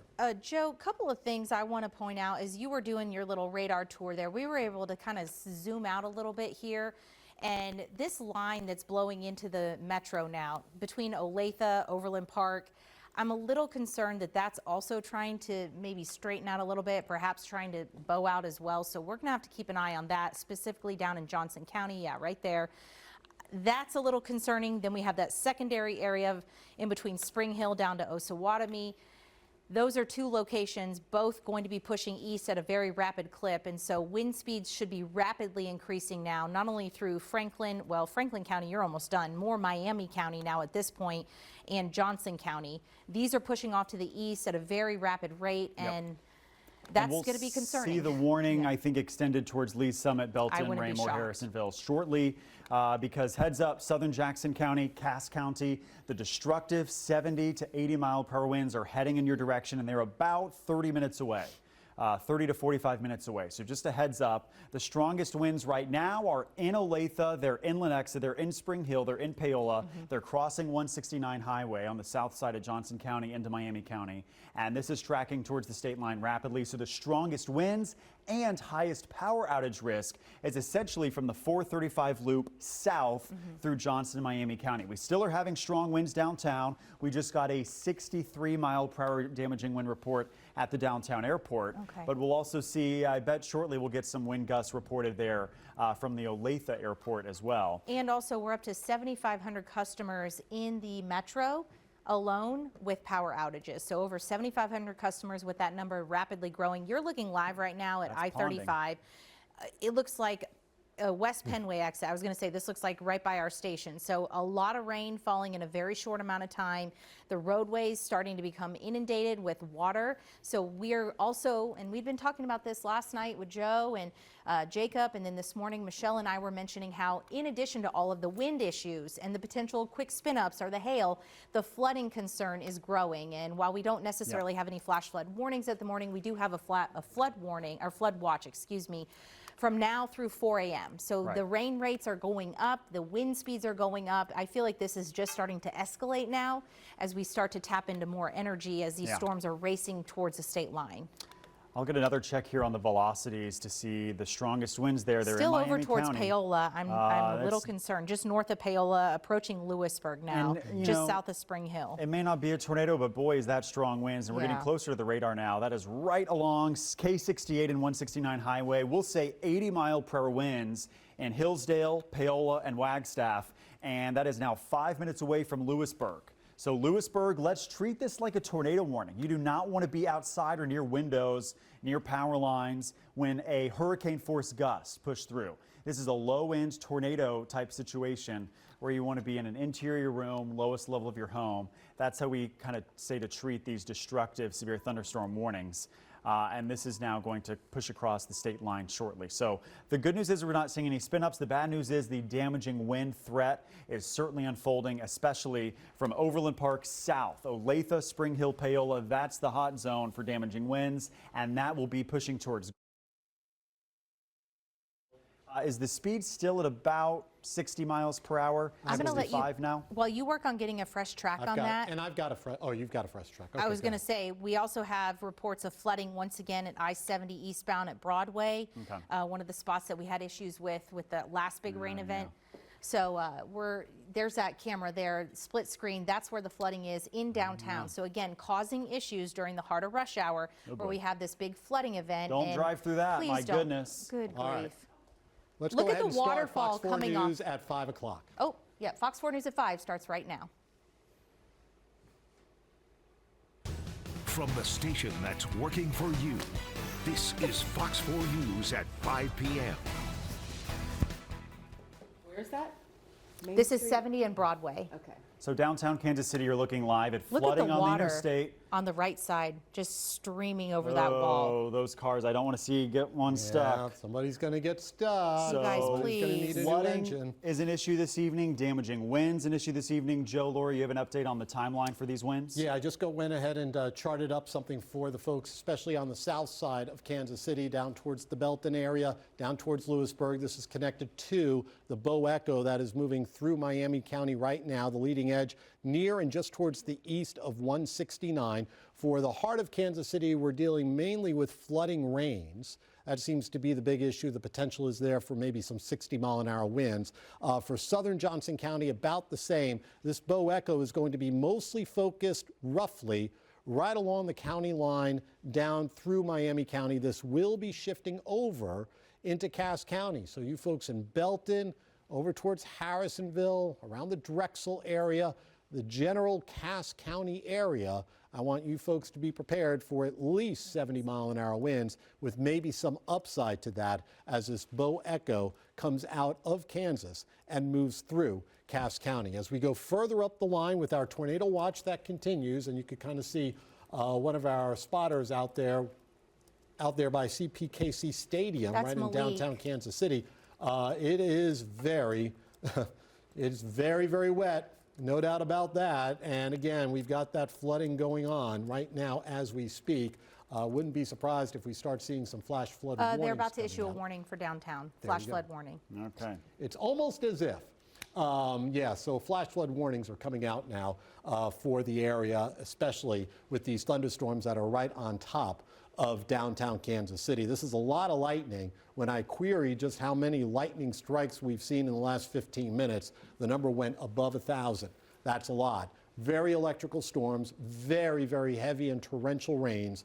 That seems to be about the main issue with these storms around the heart of Kansas City, at least so far. You can see now I-35, is that I-35, I believe? 169. Okay, in downtown, yeah, right around the Broadway Bridge area. Look at that and water, Jacob. you can see the water Oh, boy. cascading Good grief. over the wall waterfall. there. Those people need to just stop. Good Well, grief. they're about to stop because if you look on the far left-hand corner of your screen, you can see a little pond developing right where Yeah. those cars on the left are venturing I to wouldn't go. do it. So it really is, don't bother. Just if you're in your office, if you're watching us online, if you're watching us on WDAF Plus or on the air and you're thinking to yourself, well, I live here in downtown or I need to run home from the office, call it a day, give this some time. Don't even bother getting out in this whole mess because it is right now a very hot mess in terms of flooding rains around the heart of Kansas City. This was one of my big concerns, that all of this was going to happen during rush hour, and here we are during rush hour with all of this happening. I've just Oh, dear. noticed. Oh, yeah. dear. So that's just not. Yep. Yep, we got Not a people good stuck. look. All right, so new warnings have just come out for this Bow Echo, and this is going to be, again, the potential of 70 to 80-mile-an-hour winds coming into Cass County and southern portions of Jackson County. And this is going to go roughly until about 6 o'clock or so. So, again, for these storms coming through, south of Olathe, near and south of Gardner, and points eastward. We'll just kind of do a whole track right in through here and take this, move it east-northeastwards. And again, with that image freezed up, let's go ahead and come back to me if we can.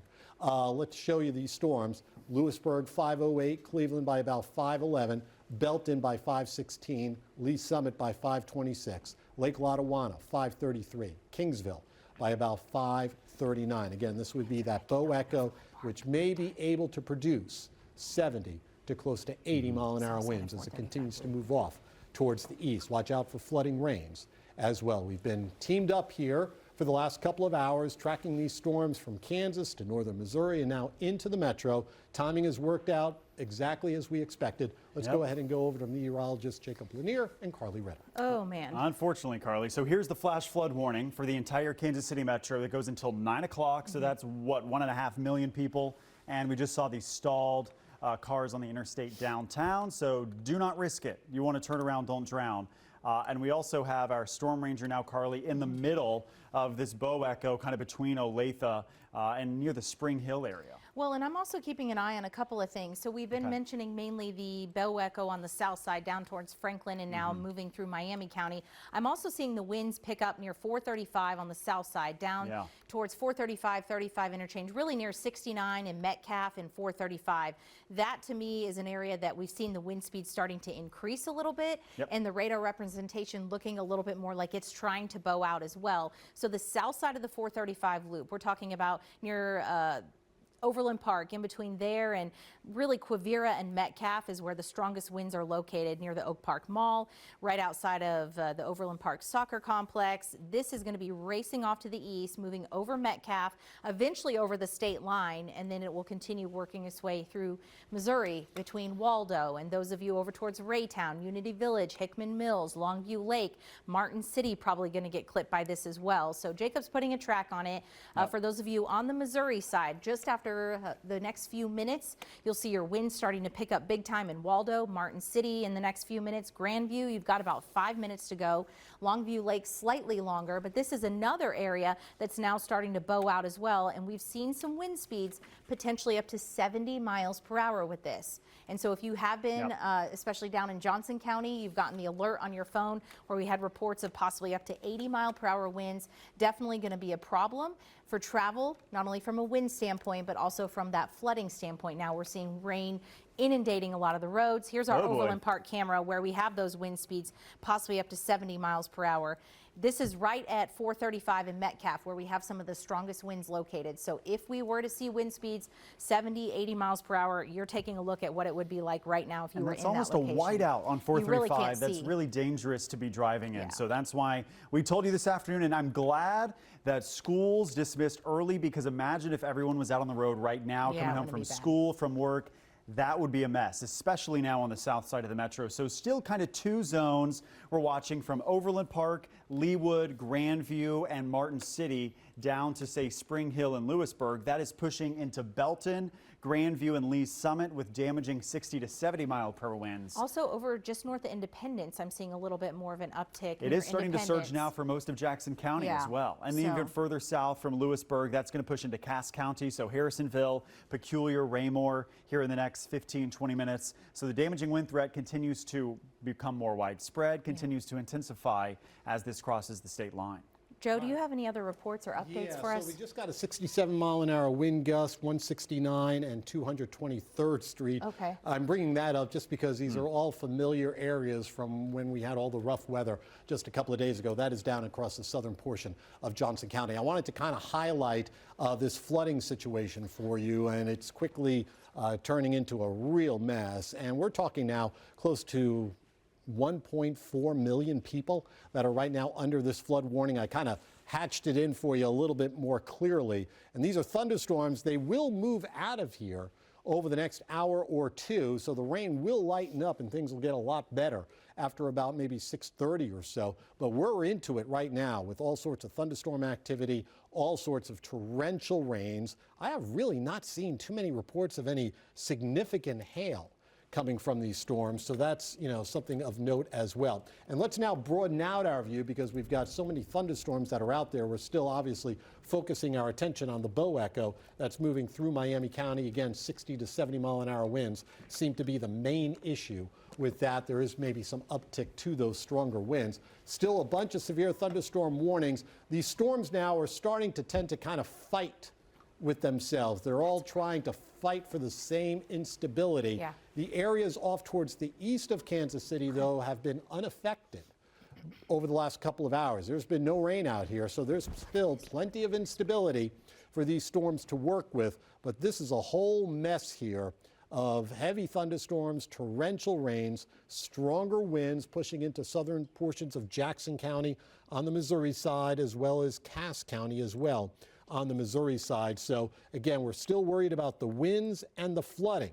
It seems to me, based on some of the lack of reports, that the hail threat isn't really all that dramatic at this point. We'll keep an eye on it. There's been some pea-sized hail reported just a few minutes ago down towards the Overland Park area.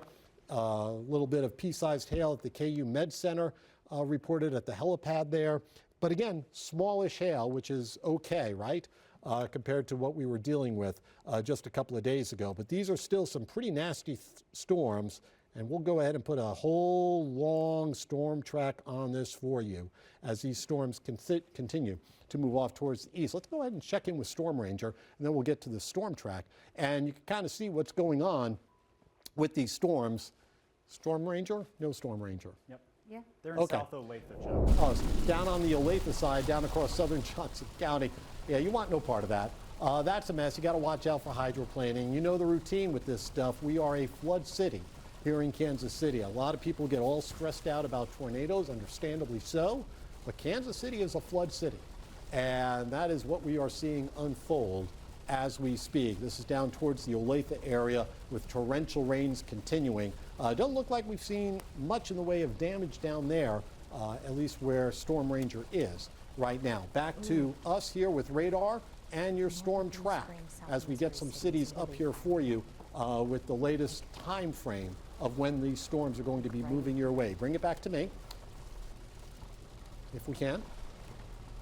Bring it back to me. There you go. Okay, so here's a look downtown. You can still see flooding. Let's just expect you got a stalled car. That car didn't make the right decision. We constantly tell you don't drive into flooded areas.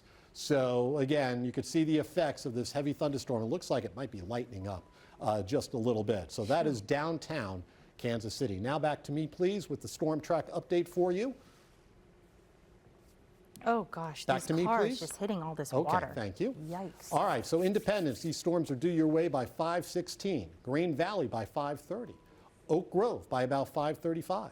Holden by about 5:52. And Higginsville by about 5:57. There's your leading edge of these thunderstorms, all the lightning heading towards Cleveland, Independence, Lee Summit, Harrisonville.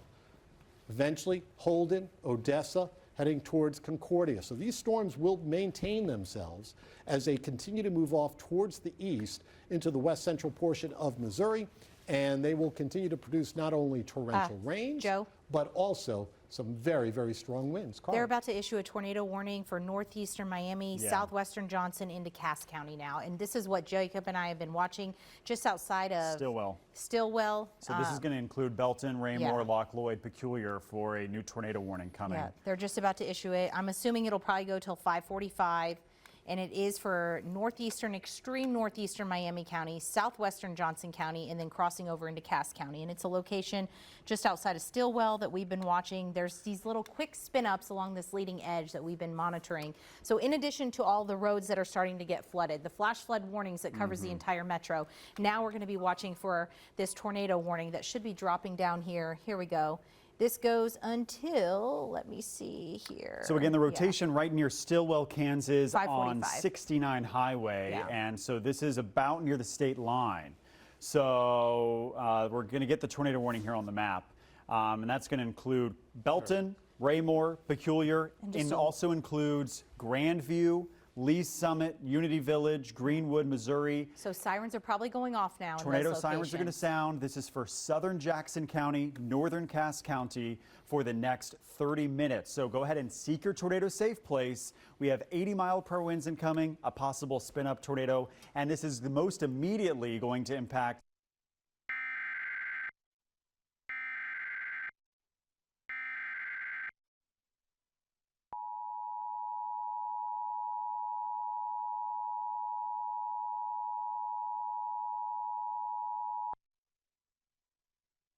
The National Weather Service in Pleasant Hill has issued a severe thunderstorm warning for Cass County, northern Bates County, southern Jackson County until 6 p.m. At 5:02 p.m., severe thunderstorms were located along a line extending from near Lenexa to near Lane, moving east at 40 miles per hour. These are destructive storms for Cass and southern Jackson counties. Expected hazards include 80 miles per hour wind gusts and nickel-size hail. Source: Automated Weather Station. The following impacts are expected. Flying debris will be dangerous to those caught without shelter. Mobile homes will be heavily damaged. Expect considerable damage to roofs, windows, and vehicles. Extensive tree damage and power outages are likely. Locations impacted include Kansas City, Independence, Lee's Summit, Blue Springs, Raytown, Grandview, Belton, Raymore, Green Valley, Harrisonville, Pleasant, Hill, Greenwood, Peculiar, Lake Latawana, Adrian, Garden City, Archie, Lake Winnebago, Lone Jack, and Drexel. This includes the following highways: Interstate 70 in Missouri between mile marker 16 and 29. Interstate 470 between mile marker 0 and 16. Interstate 435 between mile marker 64 and 74. Interstate 49 between mile markers 140 and 183. This is an extremely dangerous situation with tornado-like wind speeds expected. Mobile homes and high-profile vehicles are especially susceptible to winds of this magnitude and may be overturned. For your protection, move to an interior room on the lowest floor of a building. These storms have the potential to cause serious injury and significant property damage. Torrential rainfall is occurring with these storms and may lead to flash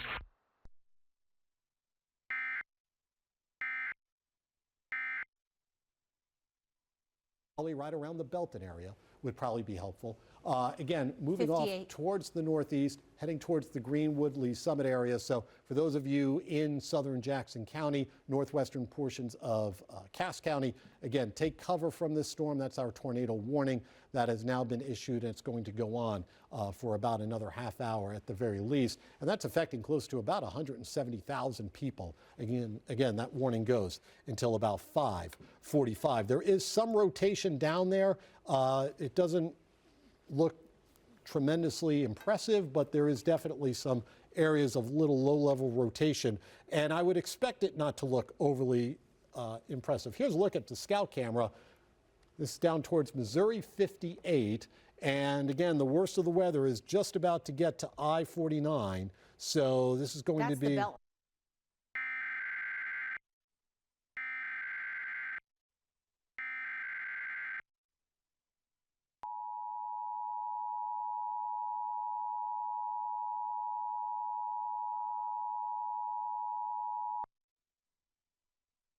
The National Weather Service in Pleasant Hill has issued a tornado warning for northeastern Miami County, southeastern Johnson County, Kansas, northwestern Cass County, southwestern Jackson County until 5:45 p.m.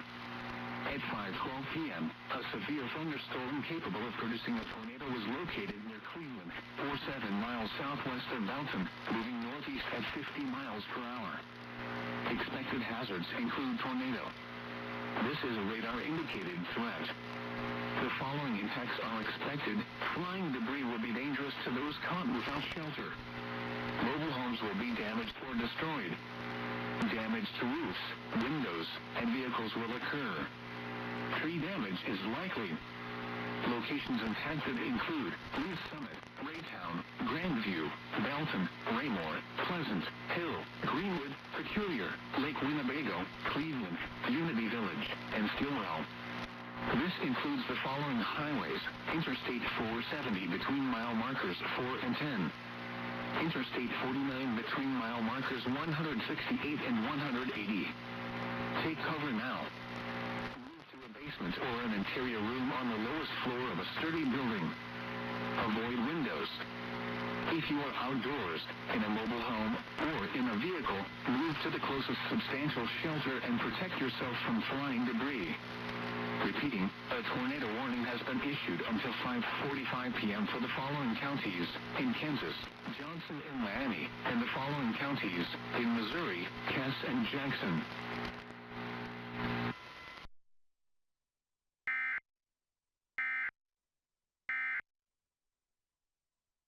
This is along Y Highway south of Belton, and the brief tornado spin up could now happen along South Peculiar Drive, right along Interstate 49, and it would be just south of Belton City Center. It's going to head right towards Raymore, and in the next 5 minutes cross Lincoln Avenue at 58 Highway. So that's where the town of Raymore, you still need to be in your tornado safe place for the next 10 minutes or so, 15 minutes, Belton, Raymore, and this continues also into southern Jackson County as well, where this is tracking up towards the north and east at about still 50 to 60 miles per hour. So it's a quick moving spin up.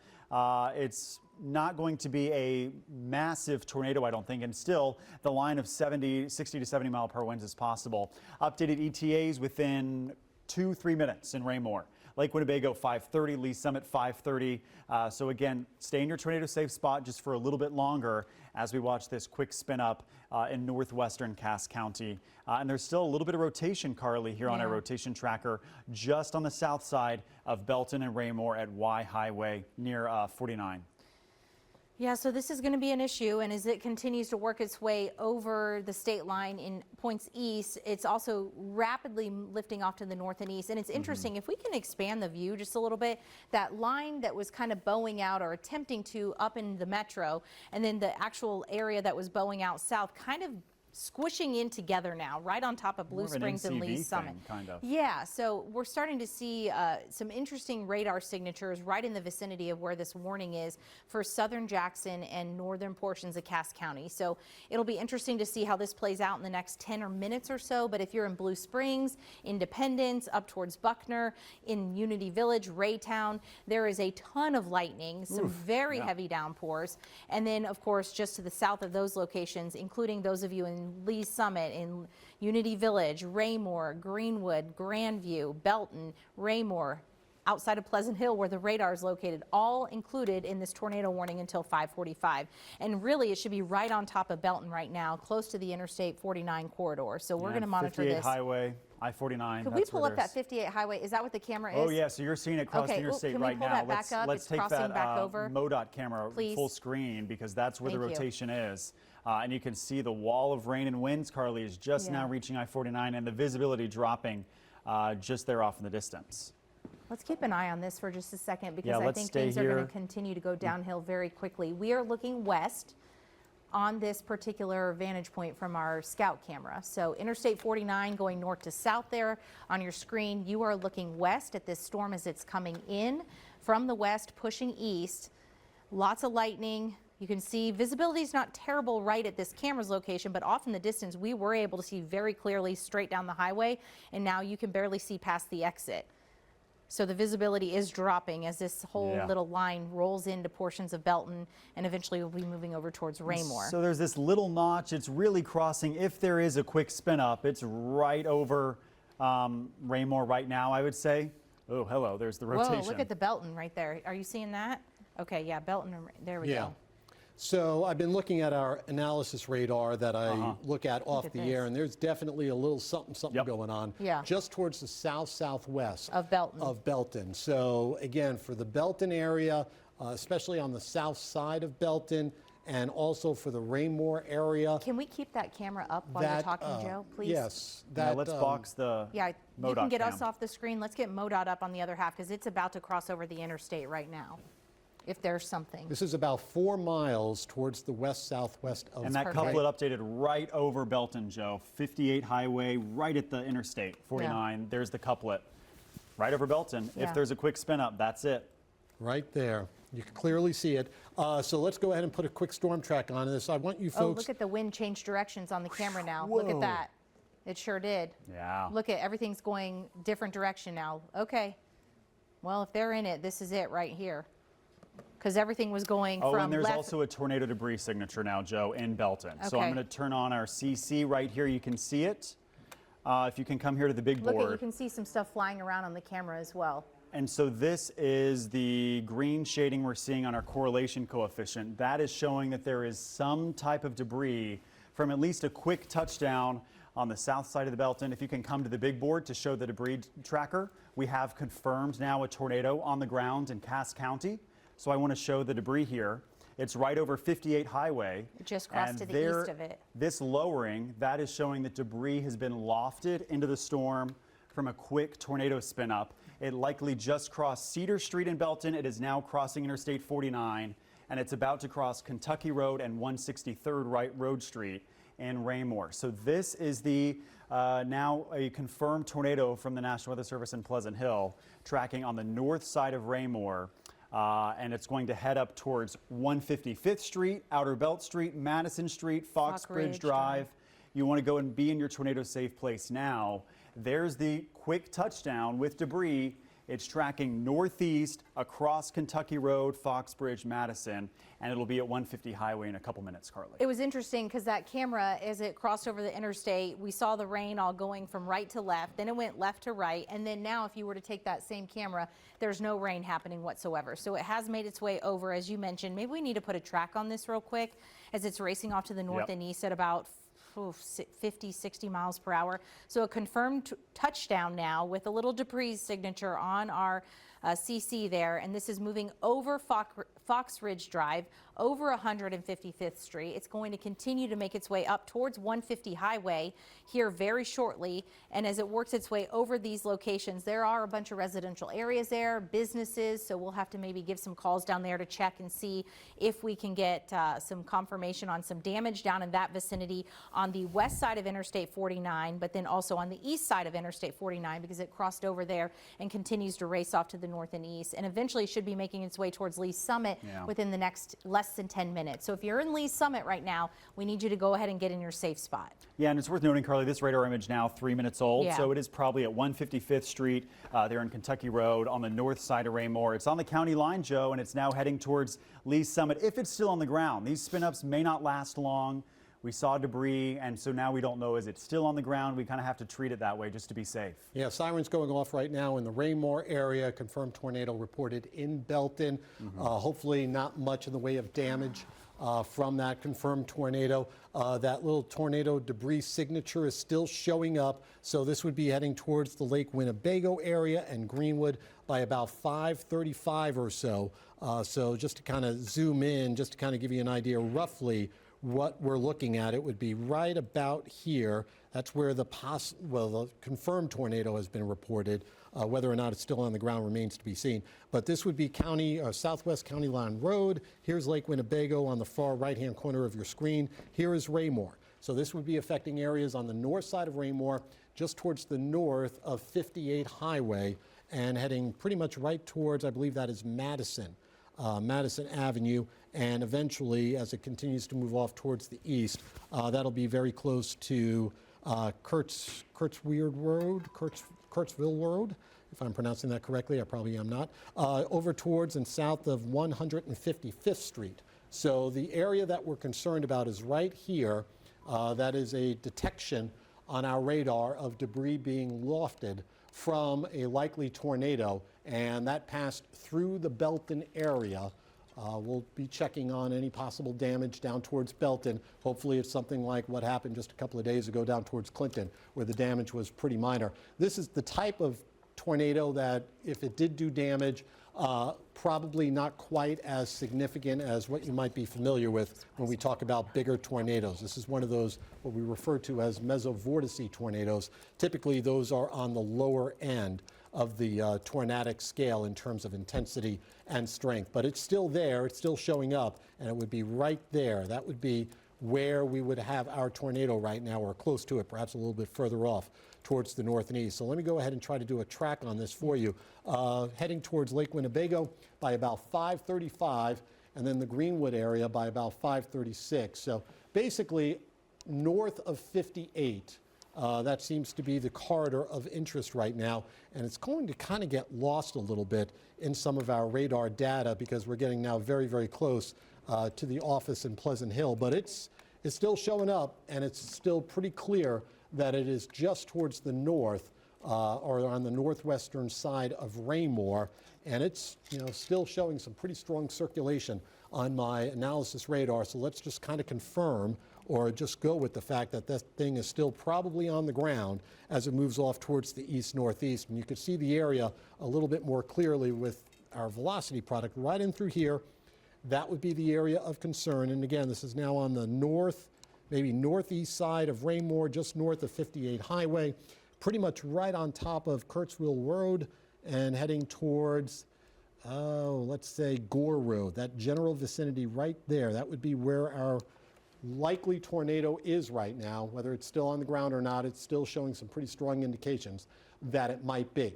So again, this is on the north side, northwest side, if you will, of Raymore, and it's moving off towards the east at a pretty good clip. So for you folks into Jackson and northern portions of Cass County, I want you to be prepared and be in your safe spot. If you live in Lake Winnebago, or if you live over towards Greenwood, I also want you to be in your safe spot. These two communities right here, because of this likely tornado that is still moving off towards the Greenwood area, towards the Greenwood Lake Winnebago area. So again, 58 Highway, here's Raymore. So that circulation is just towards the northeast of Raymore. That's why we continue to have our tornado warning in effect. Here's Lee's Summit. So this is going to pass south of 150, at least for a while, all the way down Ward Road.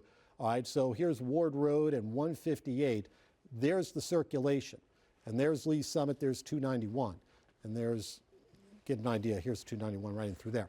So this will be passing somewhere along this general idea. And that's why Greenwood is very much in the path of that tornado as it continues to move off towards the east-northeast, like I said, at a rather quick speed at close to about 50 or so, maybe even 55 miles an hour. It is still rotating, maybe not quite as dramatically as it was just a little while ago, a few minutes ago. So hopefully it's going to start to weaken as it gets closer to the Lake Winnebago area. That's typically what happens with these type of mesovorticity tornadoes. They don't live for all that long. But again, it did do at least some indications of damage being lofted in the Belton area, and that's why we continue to get these little indications that something is still on the ground. Guys. Yeah, so Joe, it looks like that the debris signature in the latest scan has gone away a little bit, okay. Which is why the National Weather Service, notice our polygon here for the tornado warning has gone from pink back to red.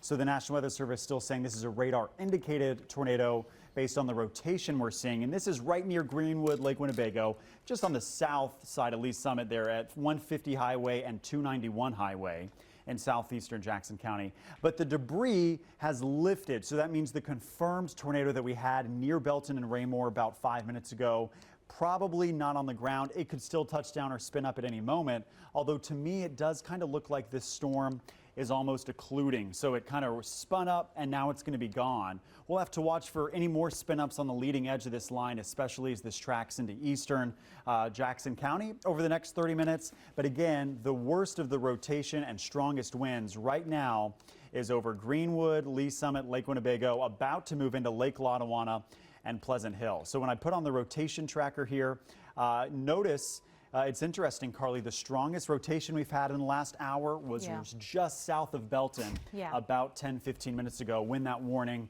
and tornado debris signature was detected. It'll be interesting. I'm getting some reports now, multiple reports of power lines down in the northeast portion of Johnson County. That kind of tracks with what we're seeing here with all the wind.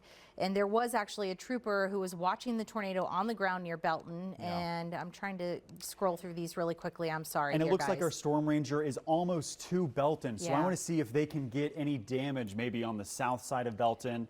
It would be along Y Highway or right near the 49. Okay, there, that was the exit. Yeah, so they're on I-49. So they're going to give us damage here very shortly to see where there might have been that quick touchdown of the tornado. So our storm ranger is on this tornado warning. We're going to get live pictures to you as soon as we get them from Belton and Raymore. Again, I don't anticipate major damage, and I'm hoping that's not the case. It's a quick touchdown, a little bit of debris, kind of as we saw the other day.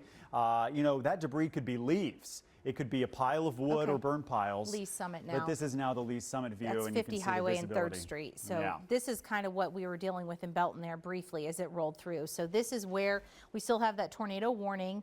And for those of you who are in your safe spot listening to us, maybe you have the volume turned up, we want you to hang tight for just a little bit longer, because even if there isn't a tornado on the ground, we are still very much dealing with the very strong winds. I'm wondering if it's near Unity Village right now, if there is something. Is there a spin up that's trying to jog further north towards the MCV. I don't know, you know, there's a little bit of quick rotation here. Yeah, near 350. If you come back to the big board right on the north corner of this. 470 and 350. Yeah, right there at Unity Village, a little red and green together shows a little quick spin up potential. Might be just weak enough to not touch down, but these spin-ups right along this leading edge, and it really is right now, Karli, kind of a mesoscale convective vortex. Yeah. We call that an MCV, and when we play this back kind of on radar, showing the looping, you can almost see it's kind of curling up here. A little bit, yeah. And that curl is where we can get some of those quick spin-ups, which is now kind of in Unity Village, Lake Jacomo. So that's the leading edge of the damaging wind line. And again, just to zoom out, I know most of the Kansas City Metro is watching because all of the phones have been going off with warnings. Oh, yeah. We're essentially done in Platte, Wyandotte County, Leavenworth County, Douglas County. We're done with the storms. The severe weather is essentially now from the state line into Missouri. So we're still watching the tornado warning in Cass and Jackson County. Severe warnings for 60 to 70 mile per hour winds now extend to Ray, Lafayette, Johnson County, Missouri. But this is kind of the quick spin-up potential. Joe, got an update? Yeah, update, tornado warning canceled. Oh, good. All right, so the tornado warning that was in effect for Jackson County and parts of northern Cass County has been canceled. So thank you for updating that chyron at the bottom of the screen. So again, now we're just kind of focused on some strongish winds and flooding.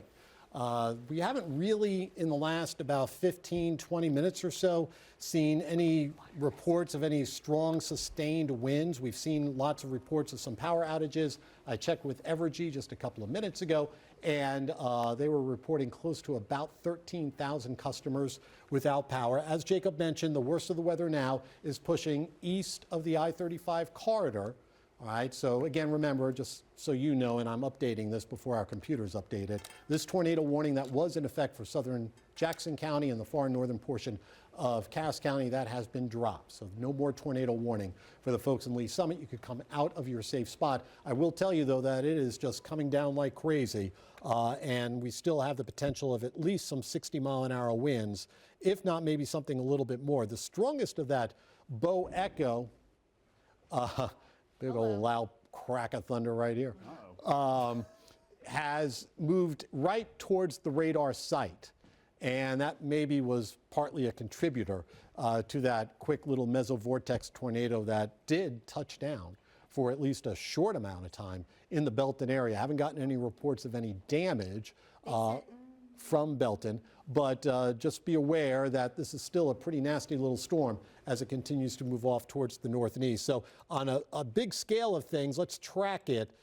Again, for you folks up towards Lafayette County, you obviously have got thunderstorms on top of you, likewise over towards Ray County, but perhaps some stronger winds are heading towards Grain Valley, Odessa, Higginsville, Carrollton, Norburn, Sweet Springs, and Marshall. This is going to go roughly from about 540 to about 640. So that's your time frame as these storms continue to move off towards the east-northeast. We have just some general thunderstorms up here towards Ray County, Clay County, and even down into Miami County. This is just some moderate to heavy rain. There is a pretty nice little storm down towards Garnett as well. This is all associated with that cold front that's about to barrel on through.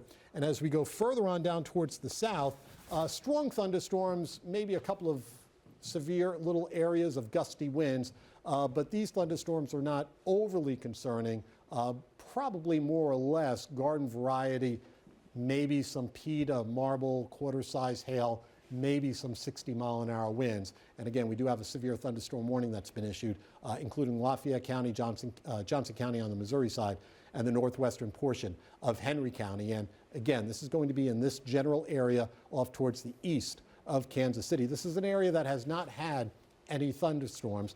Storm Ranger now showing up with some damage. Look at the debris. So let's take a look. Let's go to Storm Ranger. Let's go straight to them in Belton. Yeah, so it looks like that they are All right. on. Guys, can you hear me? Yeah, let's go, Bella. Yeah, Bella. Where are you and what are you seeing? We are just near Belton Town Center off of South Mullen Road with debris. Off to the left, let's pan here. We have a light pole on the ground. We have people assessing damage. Several trash bins pulled off. So we're going pretty slow here. I see shingles all over the side of the road to our right. We're going to pull into What this road is that? earth. Power lines down. What road Power is this? lines down. South Mullen Road. South Mullen Road. We've got some let's pull through this neighborhood here. Oh yeah, South Mullen Road is going to be just to the west of Interstate 49. That's where we first picked up the debris signature. Some structural damage. This is that debris you were probably seeing here. A trash can in the middle of the road. Several people assessing what has come and lifted from this touchdown. Let's turn this camera here to the right here if we can, Jerry. Oh, look at that house. Look at this house here. Yeah, that's a problem. Okay, so The yeah, we garage have door's several gone. neighbors out checking out some of the damage. The garage door appears to be gone. Good? We're checking in on making sure people are good. So again, Let's get the exact. Yeah, so we are just south of that Belton Town Center, where So- you guys told us Did you guys get off Yeah. at 58 and then shingles go south on Mullen Road? everywhere. yes. Bella Yes, Crocta that's and exactly Jerry what we Powie are did. in Storm Ranger. I believe they got off at the 58 exit for Belton, Interstate 49, went south on Mullen Road because that was the location that we had sent out that we saw the couplet as it crossed over and lofted a little bit of debris.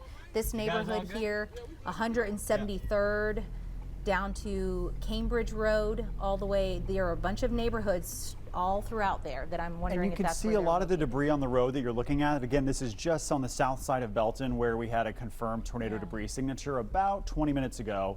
You can see a lot of the leaves and go to light that limbs tree. on the ground, some right. shingles. We saw some siding off of one of these homes, and you can see a lot of the trash cans. look at There's the a tree trees. Yeah. into one of those homes. So our storm ranger just now arriving on the scene of tornado damage in Belton, Missouri, and we'll continue to have live updates from them as they get out. And you can see even just the neighbors there right outside of their homes starting to assess what damage this tornado has done in Cass County. You can see there's also sheriff, police on scene immediately after this quick tornado touchdown. This is one of the spin-ups we were concerned about. Thankfully, it was not on the ground long, but this definitely did some damage here in this Belton neighborhood. And we'll continue to have updates. And I do want to come back here to the radar, Joe, and maybe give a quick update on where this storm is coming. We'll go back to them in Belton in just a matter of moments. Yeah, I want to take you on down to our south, focus our attention down towards the Bates County area. This is down towards Butler, and then it goes on down towards Vernon County, but particularly for Bates County around the Butler area, down I-49, Butler to Lone Star. Got a pretty strong thunderstorm there. A new severe thunderstorm warning has been issued for about the next half hour or so. This is what we refer to as a base severe thunderstorm warning. Maybe some 1-inch hail, maybe some 60-mile-an-hour winds associated with this storm. One thing I have noticed is a decrease in the strength of the winds from these thunderstorms, sort of interestingly enough, as these storms have crossed over onto the Missouri side. So this is heading towards the Clinton area by about 612, Bethlehem by about 615 or so, Leesville by about 624, maybe Windsor by about 632, give or take just a few minutes. So that is down towards Bates County. Other thunderstorms are out there. We continue to have severe thunderstorm warnings for the metro, but these are going to be dropped shortly as they expire here in the next about 2 or 3 minutes for most of the Kansas City area. The exception may be for areas off on the east side of Kansas City across the eastern portion of Jackson County associated with those thunderstorms that are moving through Blue Springs, heading towards Oak Grove, Lexington, Norburn, Carrollton, and Elmwood by about 6:30. So that's the time frame for these storms coming out across the eastern portion of Jackson County. I believe we're getting a brand new severe thunderstorm warning too. This might be on the Topeka side of things. Let me take a look. Actually, they are. I'm sorry, what that? They're going to do tour possible with this one for Cass and Jackson on Missouri. Okay. So a tornado, a severe thunderstorm warning in effect, and actually that's not going to be Cass County. That'll be for Johnson County, I would assume, on the Missouri side, unless they're getting ready. I think they're just continuing it. Well, Cass County has kind of been cleared out, essentially, of things, I believe. Aside from that guy that's still right on top of the Pleasant Hill area, extending up towards Lone Jack, but that does not look like it's tornadic, at least not at this point. It's right under the radar, so there's that. But again, that's going to be moving up into the northwest corner of Johnson County here very shortly over on the Missouri side. Then we've got these other storms that are out there towards Lafayette County particularly from Higginsville westward, near and north of Odessa, up towards Lexington, around the Richmond area, extending backwards towards Buckner and Grain Valley, including Independence as well. Severe thunderstorm warnings are in effect for this general area, especially north of I-70. That seems to be a target area of some torrential rains and the potential of some 60-mile-an-hour winds coming from these storms. Now, that would be the same complex that came or that's coming out of Jackson County. And there's that Cass County little cell. But this is the same, area that has seen some flooding rains. This is what came out of Kansas City, Missouri, with the flooding rains. And again, with all of this happening right during the heart of rush hour, it's a true mess out there, and that is for sure.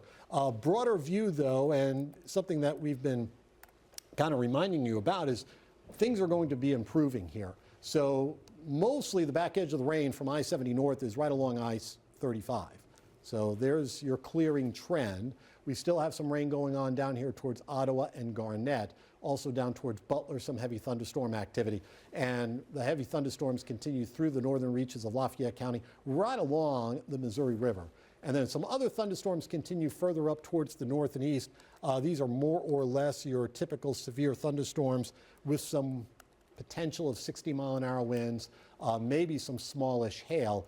But as we've reiterated off and on here over the last about hour or so, we really have not seen much in the way of any tremendously sized hailstones. I mean, we're very fortunate because hail was going to be a concern with this whole thing, but right now there might be some small hail around parts of southern Ray County and right along the county line of Lafayette and Jackson County. But southern Ray County in particular, Richmond down towards Lexington, perhaps some small hail there. And again, maybe the potential of some 60-mile-an-hour winds or something along those lines pushing through west central portions of Miami. We've got storms coming up right now into Miami County. And as a result, a new severe thunderstorm warning is coming for Miami County for that potential and Lynn County too. So a new severe thunderstorm warning for Bates, Cass, Lynn, and Miami County. This would be the far southern portion of Miami County associated with these storms that are coming out of the eastern Franklin and eastern Anderson County area. This is a new severe thunderstorm warning. Again, it's a base severe thunderstorm warning for 60-mile-an-hour winds and maybe some small hail, penny-sized hail not out of the question, with some of these storms from Paola, Lacine, down towards Mound City, will approach the Amoret area, may clip Cleveland again. But again, these are strong thunderstorms, don't get me wrong, but these aren't nearly as intense as some of these other thunderstorms that we've been looking at. Guys. Yeah, Joe, so right now it's really kind of morphing into this semi-severe, messy setup. It's 60-mile-per-hour winds. We're not seeing the extreme winds because that unfortunately happened right over Ottawa, Miami, Johnson, Jackson, and Cass County, and kind of caused that little spin up. Also see a new severe thunderstorm warning popping up for Carroll, northern Lafayette, and Saline County as well. And actually what's interesting, Joe, to me, of this kind of warning in southern Miami County, southern Cass County, that's this kind of back edge of the thunderstorm. And it's honestly kind of the cold front coming through that is pulling in some of these stronger winds to the ground that are in the mid-levels of the atmosphere now. So there's still some rain falling in Johnson, Jackson, Cass, northern Miami County. This severe warning is south of Paola, it's south of Harrisonville, it's not in Belton anymore. And now the main threat of damaging winds, I think, is kind of focused out towards Wellington and Odessa, out into Lafayette County, Karli. That's kind of the biggest line that I'm seeing right now. It's certainly maybe a weakening trend, but possible a surge of winds right here heading towards Holden, Odessa. Yeah, right there on 50 Highway once you get east of Lee Summit and Lake Loudowana. I think when this gets a little bit farther east of the actual radar in Pleasant Hill, we'll maybe get a little bit better representation on it. But I am seeing on my radar scope here that the winds might be picking up a little bit between Lone Jack and Warrensburg. So if you're on 50 Highway right now, down in that portion of our viewing area, that might be one location. Exiting Jackson County, entering Johnson County, where we could have some winds picking up in intensity. So if you have to travel along 50 Highway, that's a concern. The other concern we're facing is the flash flood warning. I've had some water rescue reports now coming out of Brookside. We've had those from Kansas City Emergency Manager. We have over 1 million people included in this flash flood warning that goes until 9 o'clock tonight. And there are several highways that have standing water. Water rescues are just covered in water. We saw that earlier right in downtown Kansas City, seeing some reports of that also over by the stadiums. And then there was one other report I just saw about standing water. Let me try. There was also some small hail reported with those wind gusts and flooding out towards the stadium complex as well. So again, hail not a big issue as those winds, and they unfortunately surged just on the south side of the Kansas City metro this evening. Right now pushing out towards the east, so I'll put an updated storm track. Again, this line of damaging winds on the east side of the metro trends to be weakening. It's now down to, say, 65 mile per hour wind gusts. But this is still pushing out towards the east. It's going to impact places like Higginsville here in the next couple of minutes, Waverly, Warrensburg, Domnoster by 6:10, Marshall 6:20, Sedalia by 6:30. So I know I've had some of you asking out towards the east where we're seeing Carroll and Pettis County. The storms are still coming your way and will be there in about 30 minutes. Guys, our storm ranger has been out tracking storms, and they are now in the town of Belton. And we are seeing more damage now coming in from some of these homes that are located here. Bella Caracta, along with Jerry Powie, out in Belton. And maybe, Bella, you can give us an update of where you're located and what you're seeing now.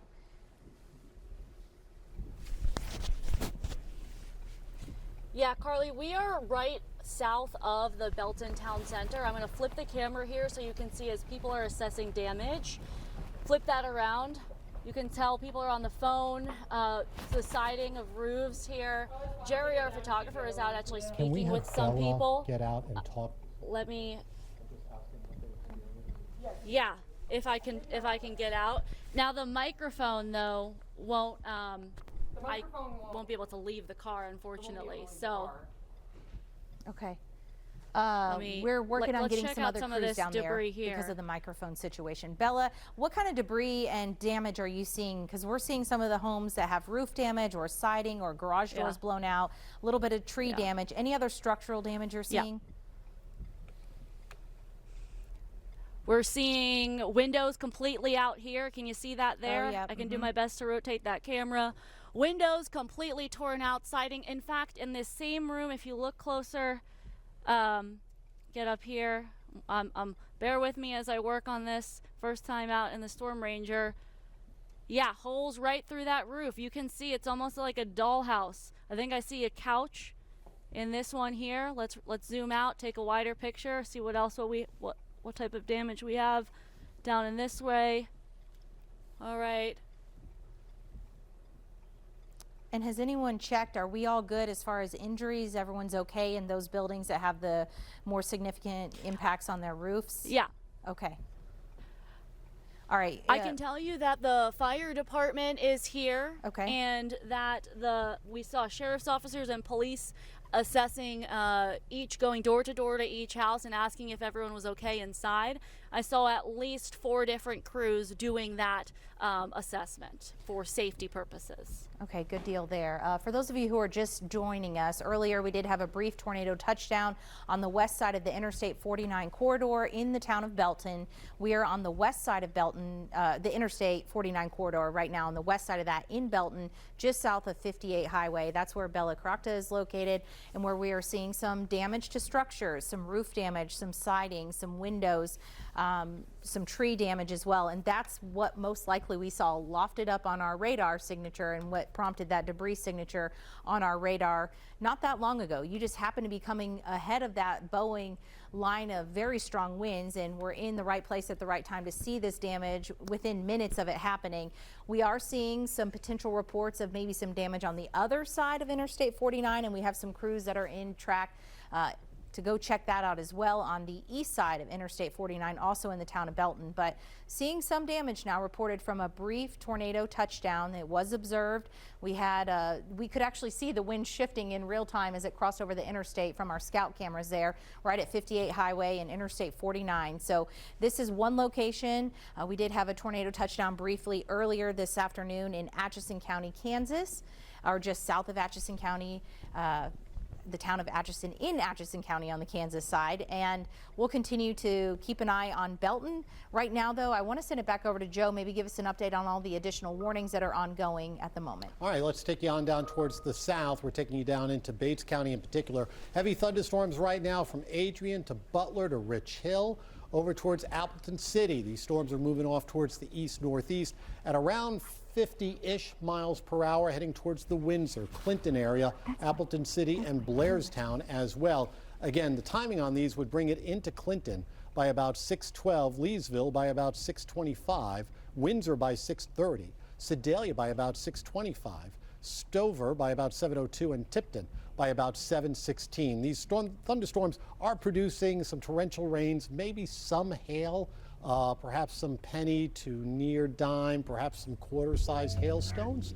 So just be aware of that. And again, those 60-mile-an-hour wind gusts are certainly on the table as far as the storm goes as it comes out of western Missouri and moves further eastbound towards the Lakes region, particularly into Henry County. So just a heads up for you folks over there. As we go a little further west, back into Lynn County, that's a pretty good thunderstorm going on right now in the Lynn County area, particularly from southern Miami County down into Lynn County. This is 69 Highway, Mound City, Lacine, over towards, oh gosh, east of Garnett, coming out of Anderson County. 60-mile-an-hour winds, perhaps some small-ish hail associated with this, and torrential rains. That's one of the bigger things that I'm noticing out of this storm as it continues to plod off towards the east. The severe weather reports, though, have tended to kind of slow down to some extent, which is, absolutely some great news as these storms move off further toward the east into the state of Missouri, which is an area that has not had thunderstorms. So this is your round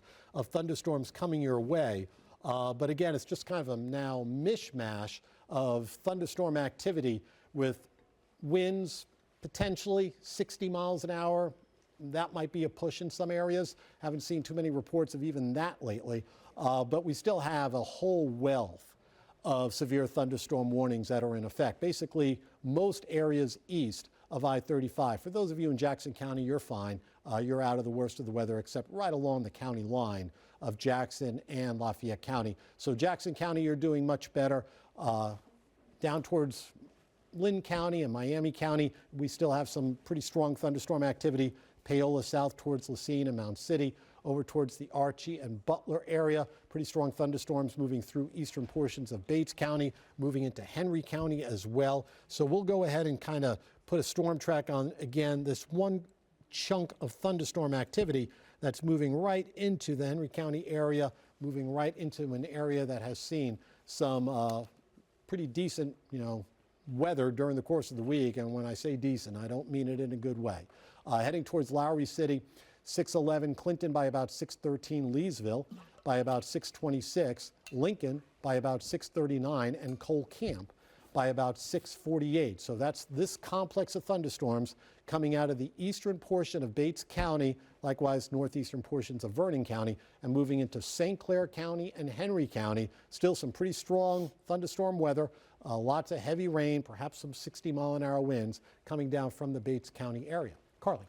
Joe, we're also keeping an eye on a couple of things for those who are doing some cleanup or assessments right now in Belton. The rain's about to pick back up, so they have to watch out for that because there are going to be some issues there. And we are keeping an eye on the flooding and flash flooding concerns where we've had a ton of rain in a lot of locations, and that's why we still have this flash flood warning throughout parts of the metro. I do want to show you down where our storm ranger is located and see how they're checking out more homes, and this looks like a little bit more significant roof damage for these locations, and also how the rain is starting to pick back up again. We might want to take that full so we can show again what they're seeing from Storm Ranger. This is live in Belton, just to the west of Interstate 49, where we're seeing a little bit more significant damage to some of the structures there.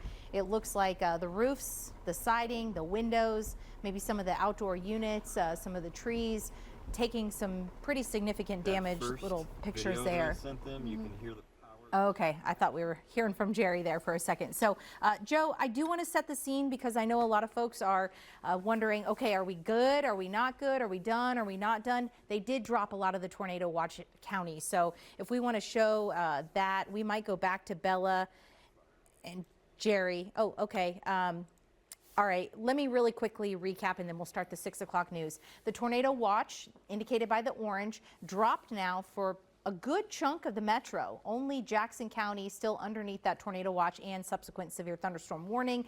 All of the yellow that you see is the location under a severe thunderstorm warning, and these go, most of them, until 6:30, 6:15 to 6:30, depending on the location. We'll recap all of those here in just a moment, but just know that we are going to continue to be tracking these thunderstorms. The worst of the weather has cleared a lot of the metro, though, but we're still seeing pretty decent thunderstorms on the south side, and they're still tracking off to the north and the east. So they're still going to clip portions of Johnson County, portions of Jackson County, and we'll be watching that very closely.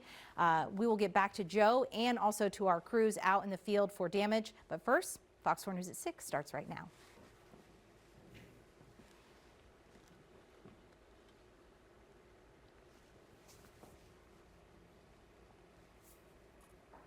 Okay, you can punch up if you want. Hi, everybody. From the station that's working for you, this is Fox 4 News at 6 p.m. Thank you for trusting us and staying with us. We have a live look from our team coverage across the metro. Third major storm system this week. You're watching Fox 4 News at 6. I'm Lauren Halifax. Our weather team's been tracking all of this as it moves through the metro, the threats as those develop and as they are now clearing. Meteorologists Joe Lauria and Karli Ritter. Let's start with Joe. What do you think? All right, so the worst of the storms seem to be over with. The tornadic threat, while not zero, is diminished a little bit. These storms there are just so many of these storms right now. They're all competing with themselves. So hopefully, as they move further off towards the east of Kansas City, the tornadic threat will continue to fade. The hail threat never really came to fruition to any large degree. There have been some hailstones out there, and some cases upwards of golf ball size hailstones. But for the metro, we kind of avoided the worst of the hail.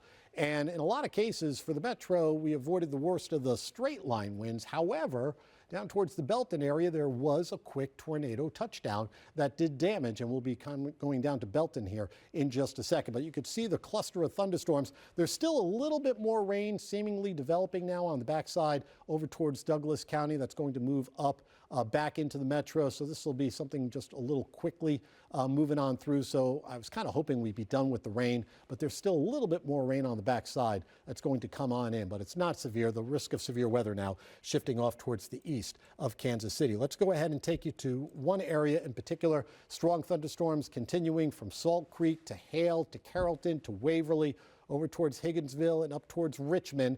60-mile-an-hour winds are possible with these storms. Haven't gotten too many reports of any of that. Also some maybe quarter-size hail possible with these storms, but even that could be a little bit of a push.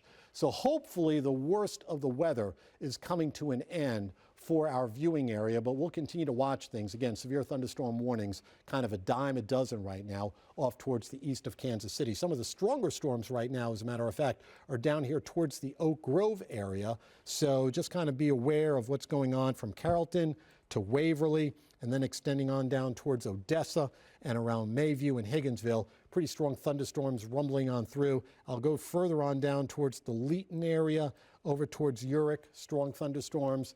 Again, potential 60-mile-an-hour wind gusts coming out of these storms. That seems to be about the worst of it, along with some perhaps small rain and no doubt some very, very heavy areas of flooding.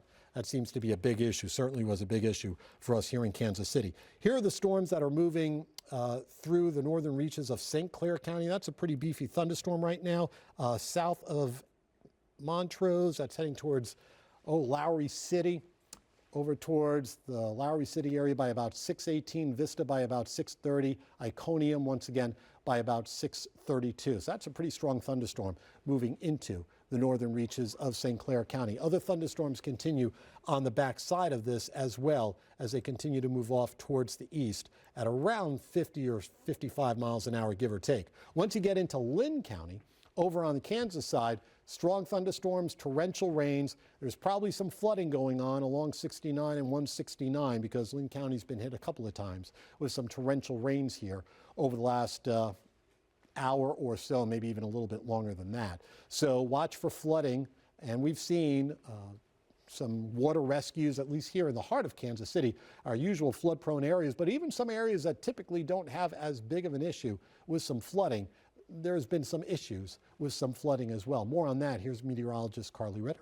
Yeah, Joe, we have this flash flood warning until 9 o'clock this evening, and it covers all of the metro. Over 1 million people included in this flash flood warning, and we have had several water rescues. We've had reports of standing water on the highways out by the stadiums. We've had standing water right here in Kansas City, although I suspect now that the rainfall rates have been coming back down in the heart of the metro, that those areas that we've been watching have started to improve drastically and dramatically.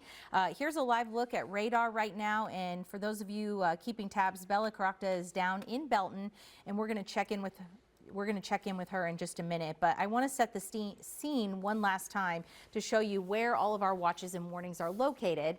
Right now, we do have a tornado watch still including Jackson County, but that is the only metro county still included. The rest of the metro cleared out of this tornado watch. Several ongoing warnings, though, from the south side down towards Lynn County on the Kansas side, southern Miami County, also southern portions of Cass County and portions of Bates County. And we're going to keep an eye on that because as that line has been pushing east, there might be a quick little spin up there down in that portion of the viewing area. So we'll be monitoring that as well. In fact, I'm going to go ahead and move the radar down there so you can see in between really Lacine and Mound City here is where we're going to be keeping an eye on things down in Lynn County, also crossing over into Bates County. Then we have some additional thunderstorms with very heavy rainfall, potentially more flooding concerns from essentially Butler and Adrian up through Creighton, stretching up to Warrensburg, Odessa, all the way up towards Waverly. And then I feel like over the course of the week, most of our focus has been south of I-70 where we've had the worst of the weather, but we still have thunderstorms ongoing east of Kansas City, north of I-70 over towards Carrollton, and this will be approaching Waverly, and that's where we also have additional severe thunderstorm warnings as well. We do have a lot of damage, not a lot of damage, we have some damage in a lot of different locations, and we're going to send it back to Lauren for some more updates on that. Lauren? All right, thanks, Karli. Let's check in with Bella Caracta. She's in Belton tracking the storm damage and our storm ranger. Bella, what have you been seeing? Lauren, we were one of the first on the scene to a neighborhood just near Belton Town Center. We're going to flip the camera where you can see visible damage to siding and roofs. Let's zoom in a little bit further to show just how strong the winds were when this tornado touched down. You can see a trailer going into the side of a home. People are assessing damage right now. The tops of roofs completely gone. As you can see, there's a personnel on this road here. People are being asked to not go through. There's ambulance, emergency management here, assessing damage, and obviously holes in roofs at the tops of homes. So I think it's safe to say that some people are going to be having to find a different place to stay, especially as this rain continues to come down and pound down on this community here. We're told from people on the street that this went by quickly. They are thankful that their immediate loved ones have not been reported with any injuries, though I will say fire and police are still assessing and making sure people are okay. But we're going to continue to give you a live picture of that siding, of those homes. I mean, we saw garage doors completely taken out, and you can see just how powerful that was to lift that there. So people are grappling now with what comes next as they look up and see the sky. Back to you, Lauren. That's Bella Caracta in Belton. Now our team coverage continues with Malik Jackson. We asked him to also sweep through Cass County. Malik, where are you now? Can you hear us, Malik? We can't hear you. They just tossed it. Huh? They just tossed it. Malik, can you hear us? Yes, we're here in Belton as well. We are checking some reports of damage here. I don't know if you guys can hear me well. Maybe you can hear me better now. We are here very close to where our Bella Caracta is. But again, we're checking some damages. There were reports that there was some possible damage to the medical center. We checked there. We didn't see any damage. There was also maybe a thought that there was some damage here to the Hy-V. We don't see that. It appears to be just that neighborhood where Bella Caracta is that's adjacent to the Hy-V right here in Belton, Missouri. We do know this, and this is a concern, is that it is still raining, as Joe and Karli have been saying, and the power is out, so none of the stoplights are working. I'm just seeing cars enter the intersection, and if Adam's going to turn, my photojournalist is going to turn down, and there's a significant amount of law enforcement and first responders that have responded to this area because of that issue, with cars just trying to direct traffic and things of that nature. And again, we are pulling up right here where our storm ranger Bella Caractor and Jerry Powley is. But right now, that is a huge concern, is that there's no power here in Belton, in this area. And so now you see a Belton police officer right here directing traffic. See where Bella and Jerry pulled up earlier, there's a car that's been thrown off the side of the road and is now launched essentially onto the grass right there of this neighborhood. And then again, as we've just heard from Bella, we see now the fire trucks and the ambulances here in this neighborhood as they not only assess damage but assess if anyone was injured, and obviously start the process of trying to pick up and clean up. So of course we're going to stay here, we're going to monitor this situation as it continues to develop, but right now I'm going to toss it back to you in the studio, Lauren. Malik Jackson in Belton in Cass County, thank you. And just to update him on what he said there about power outages on the Kansas side, 11,000, approximately 11,000, just over that, customers right now without power, and on the Missouri side 16,000 plus and counting. So about 12,000 of those are here in our metro area. So we'll keep watch on that. But again, tonight as the sun goes down, just keeping that in mind. The water, it was still raining, so the flood watch is still going to be an issue overnight. We want to show you some video too earlier from the confirmed tornado in Cass County. This camera is from I-49 northbound at 58 Highway. This is the scout cam, and it captured, I don't know if you can see it there, the tornado in Belton. Difficult to see, visibility very low, but Bella and Malik both, of course, showing us from the damage in that area. We have some crews in other parts of the metro as well. We'll check back in with them in just a moment. We're going to take a quick break. We'll have more of what's been happening, and we'll also update you on the watches and warnings left in place, what is now wrapped up, and what you need to keep an eye on as we progress into the evening hours and overnight. Stay weather aware with Fox 4. We're tracking the potential of severe weather for today. At Bob's Side Kia, we believe that buying a car should come with real value, not just promises. That's why when you buy a new Kia from our family, you get lifetime oil changes and tire rotations included. That's right. Lifetime oil changes, lifetime tire rotations included with every new Kia purchase. It's our way of saying thank you for trusting in our family and servicing Kansas City for over 100 years. Our team is local, our service is personal, and when we make a promise, we stand behind it. Bob's Side Independence Kia, no BS. Every year that goes by, Continental Siding customers celebrate their Love Your Home anniversary. That's one more year of them loving their home. Having high-quality American-made siding and windows makes them proud to pull in their driveway and see their beautiful home. To celebrate our 44th anniversary, we're having a Made in America sale. Our patented seamless polymer siding and polymer windows are 40% off right now. And low monthly payments means loving your home is affordable. Click.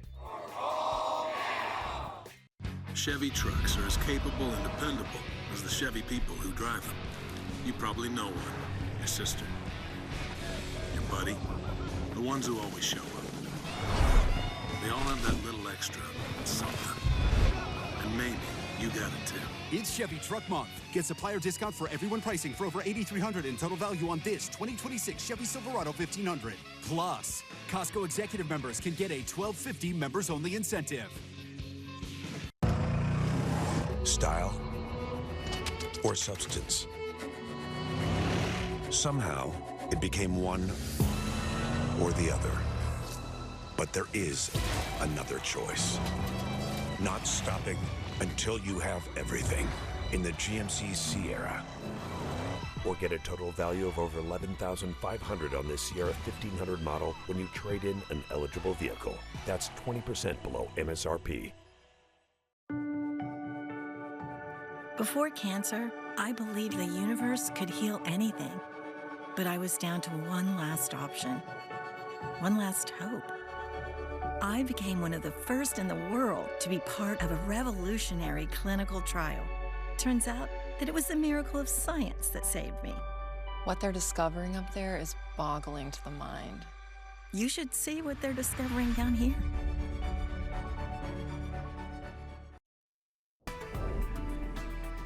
All right, 13 minutes right now past 6 o'clock. For those folks over on the Missouri side, numerous severe thunderstorm warnings continue. But in all honesty, so far, we really haven't seen any dramatic weather, I'd probably say ever since after the Belton tornado. So that's great news. We still have the potential of seeing some 60-mile-an-hour winds from these storms, and we'll keep an eye on all these radar echoes. Most of the metro, and I'm going to clear out Jackson County, you're done.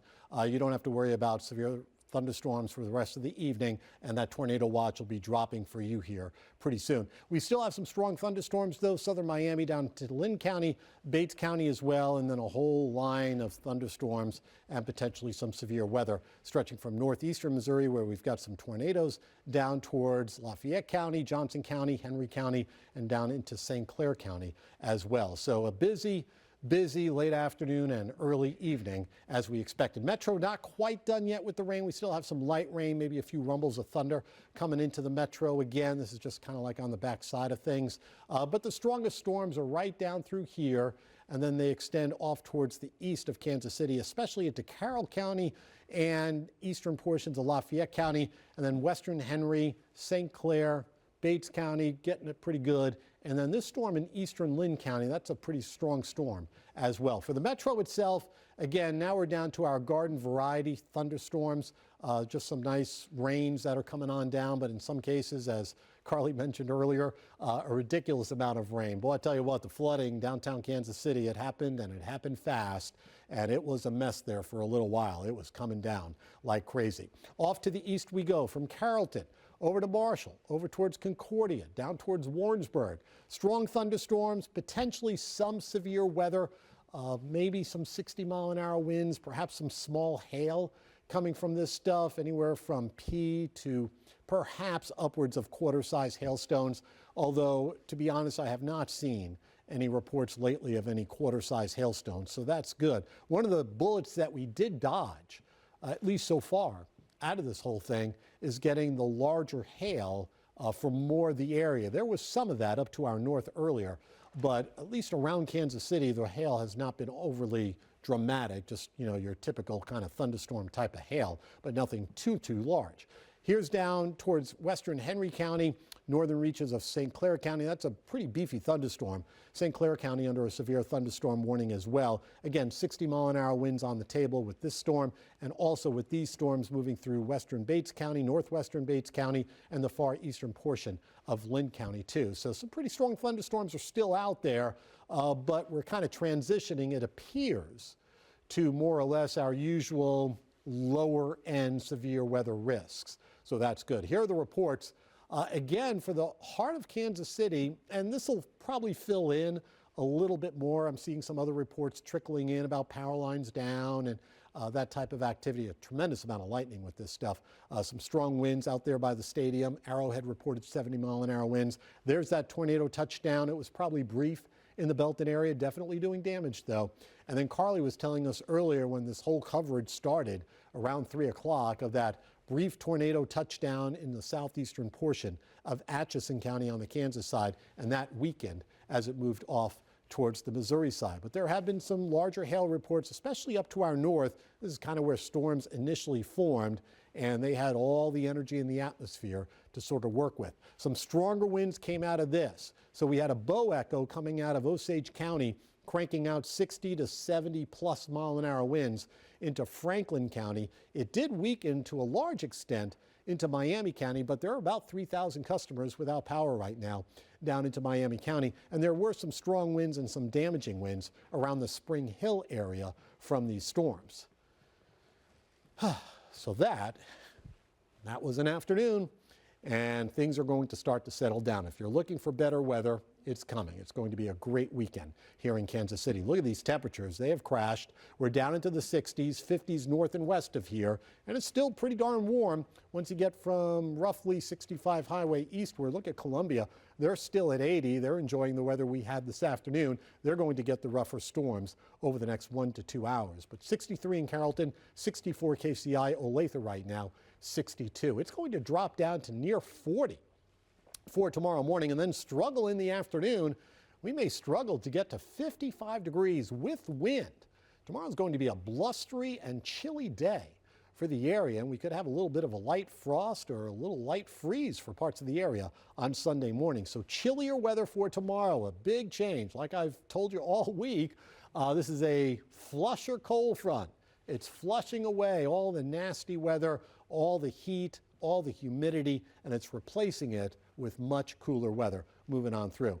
Temperatures on Sunday, though, should warm up, probably to near 70 degrees. So here's our forecast for tonight. Temperatures as the rain comes to an end, dropping down through the 50s into the 40s by midnight, eventually by daybreak down into the upper 30s. 49 for tomorrow at lunch, 55 in the afternoon, a dramatic difference compared to today. Here's your long ranger, 70s for Monday, Tuesday, and Wednesday, close to 80 after that. So that's the thing, though, with some of these people, no power, no roof, no siding in some places, and where it's going to get chilly overnight along with all the wet. Yeah, not great, right? So thankfully, the damage seems to be pretty localized in that general area of Belton. The flooding is a big thing, obviously, but yeah, so it's been a busy afternoon. We'll keep an eye on what those storms are doing on the Missouri side over the next hour. Thank you, Joe. All right, we're going to check in with Fox 4's Bella Caracta. She's in our storm ranger in the Belton area. What are you seeing now? Lauren, it was an eventful afternoon, but it's going to be a long road ahead for the people living in this neighborhood. Let's take a look. Roofs completely torn through. You can see a trailer right through the front of this house, and you can see some of the windows busted as well. And when I stepped outside, I saw a woman trying to close that with a trash bag, doing whatever they can right now to feel whole, and that's going to take time. This road right now, it looks like the tornado ripped through there with several roofs completely torn through, and you can see right through that. So we're here giving you that live picture in Belton, and we'll continue to provide that coverage for the neighbors here and the long road ahead. Back to you, Lauren. All right, Bella, thank you so much. We're going to take a quick break. We'll be back with more right here. We appreciate you trusting us with all of this moving through the metro. You're watching Fox 4 News. Fox 4 Weather is sponsored by Weber Flooring. Lights on. I didn't understand you. Lights on. Morning. Hello. I'm so tired of being alone. Black coffee, no sugar. Enjoy coffee. Instead of building new ways for machines to talk to people, Chase is building new places for people to talk to people. Hi, welcome in. Hi. With tech that's actually helpful and 5,000 branches in 48 states.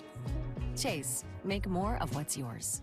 Spring is here, and Big O Tires wants to give your vehicle a fresh start with our Spring Super Sale. From April 13th through May 3rd, you can drive away on a set of 4 tires for just $60 a month and nothing out of pocket. Big O Tires, the team you trust.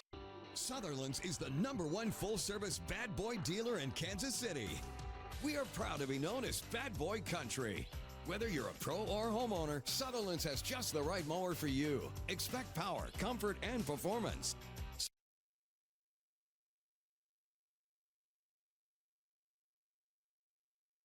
Warnings have just come out in the last few minutes, and one would include Bates County.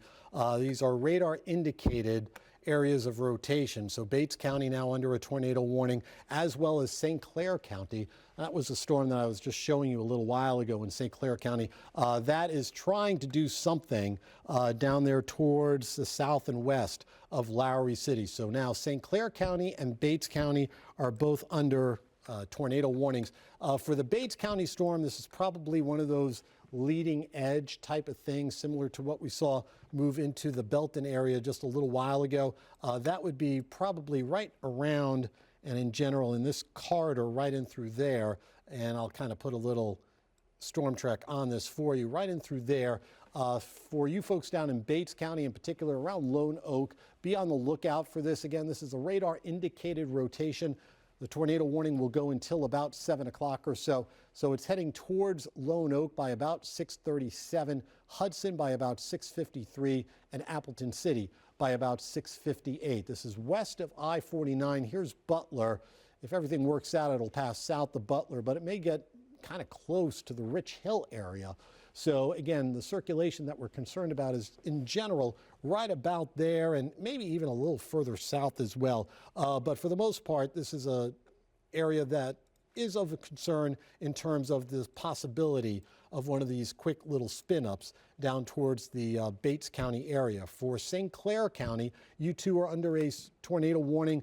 For St. Clair County, this is going to go until about 7 o'clock as well, and that's for this. This is a hook echo. This looks a little bit more significant, or potentially more significant for the folks down towards St. Clair County. So for those of you in St. Clair County, please be aware that we've got something going on down there for you. Right in general here, that would be where our circulation would be. Here's Osceola, there's Lowry City. So it would be right there, moving off towards the east-northeast at a pretty quick rate of speed, probably close to about 50 miles an hour or so. So I'll put a storm track on this. This is for the Bates, or check that, St. Clair County area. This is going to be heading towards, Lowry City, Osceola, thereabouts. All right, that's taking that major road that goes on down through St. Clair County. So again, for you folks in St. Clair County, be aware of that storm. Osceola due in close to 6:37, Iconium by about 6:49, Avery by about 7:02. This again is down towards St. Clair County. Once we go further off towards the west into the Bates County area, that would be for this cell, and you can see that little notch right there. So that could be one of those attempts at a mesovortex tornado, sort of like what happened in the Belton area, as I mentioned. This will pass south of Butler. It'll be very close to Rich Hill, and this is going to be approaching the Lone Oak area. So it would be due into Lone Oak by about 6:38. So for those of you in Lone Oak, Missouri, in Bates County, I want you to go ahead and take cover from this storm as it continues to move off towards the east and maybe east-northeast at close to 50 miles an hour. So again, you can kind of see that little hook right there along the leading edge of this thunderstorm moving off towards the east-northeast at around 50 miles an hour. So Lone Oak, this is due for you at right around 6:38, or check that, 6:38, yeah, that's the correct time. 6:38 due in towards the Lone Oak area. I want to show you our velocities, and just to kind of give you an idea if anything of concern is there. And you can see there's something going on there, probably right about there, that is a concern. So again, for western portions of Bates County, just a heads up that we've got a radar indicated circulation, one of those leading edge type of tornadoes that's moving pretty much towards Lone Elk. Here's I-49. So if you know anybody coming southbound out of Butler or heading north out of Rich Hill, make sure they kind of stop where they are. Just give that about another 15 minutes or so. That will move past the I-49 corridor. But again, for you folks in Lone Oak, I want you to go ahead and take cover from the storm. Meteorologist Karli Ritter is also with us this evening. She's keeping an eye on some of the things that are going on not only down to our south, but also with other areas around the region. Karli. And I just was checking our rotation tracker, good grief. And we are seeing a little bit more of an uptick in that as it continues to make its way off to the east, Joe. Seems to be approaching the Interstate 43. Yeah, okay, no worries. I'll pick it up and I'll let Karli either get a new battery. I think I need a new battery. Okay, we've been on for so long that some of our microphones have run out of battery energy, so we're going to get Karli a new battery. Let me take you into St. Clair County. This is a little thing that we need to watch. So for St. Clair County, here's Lowry City, there's Osceola. This is right down Highway 13, and here's that circulation. It's located roughly, I would probably say about 5 or 10 miles or so west of Highway 13. Right there, that would be the concern, about 10 miles or so west of Highway 13, heading towards and just towards the north of Osceola. That's going to be out there by the cheese factory, that general area. A lot of you are familiar with that.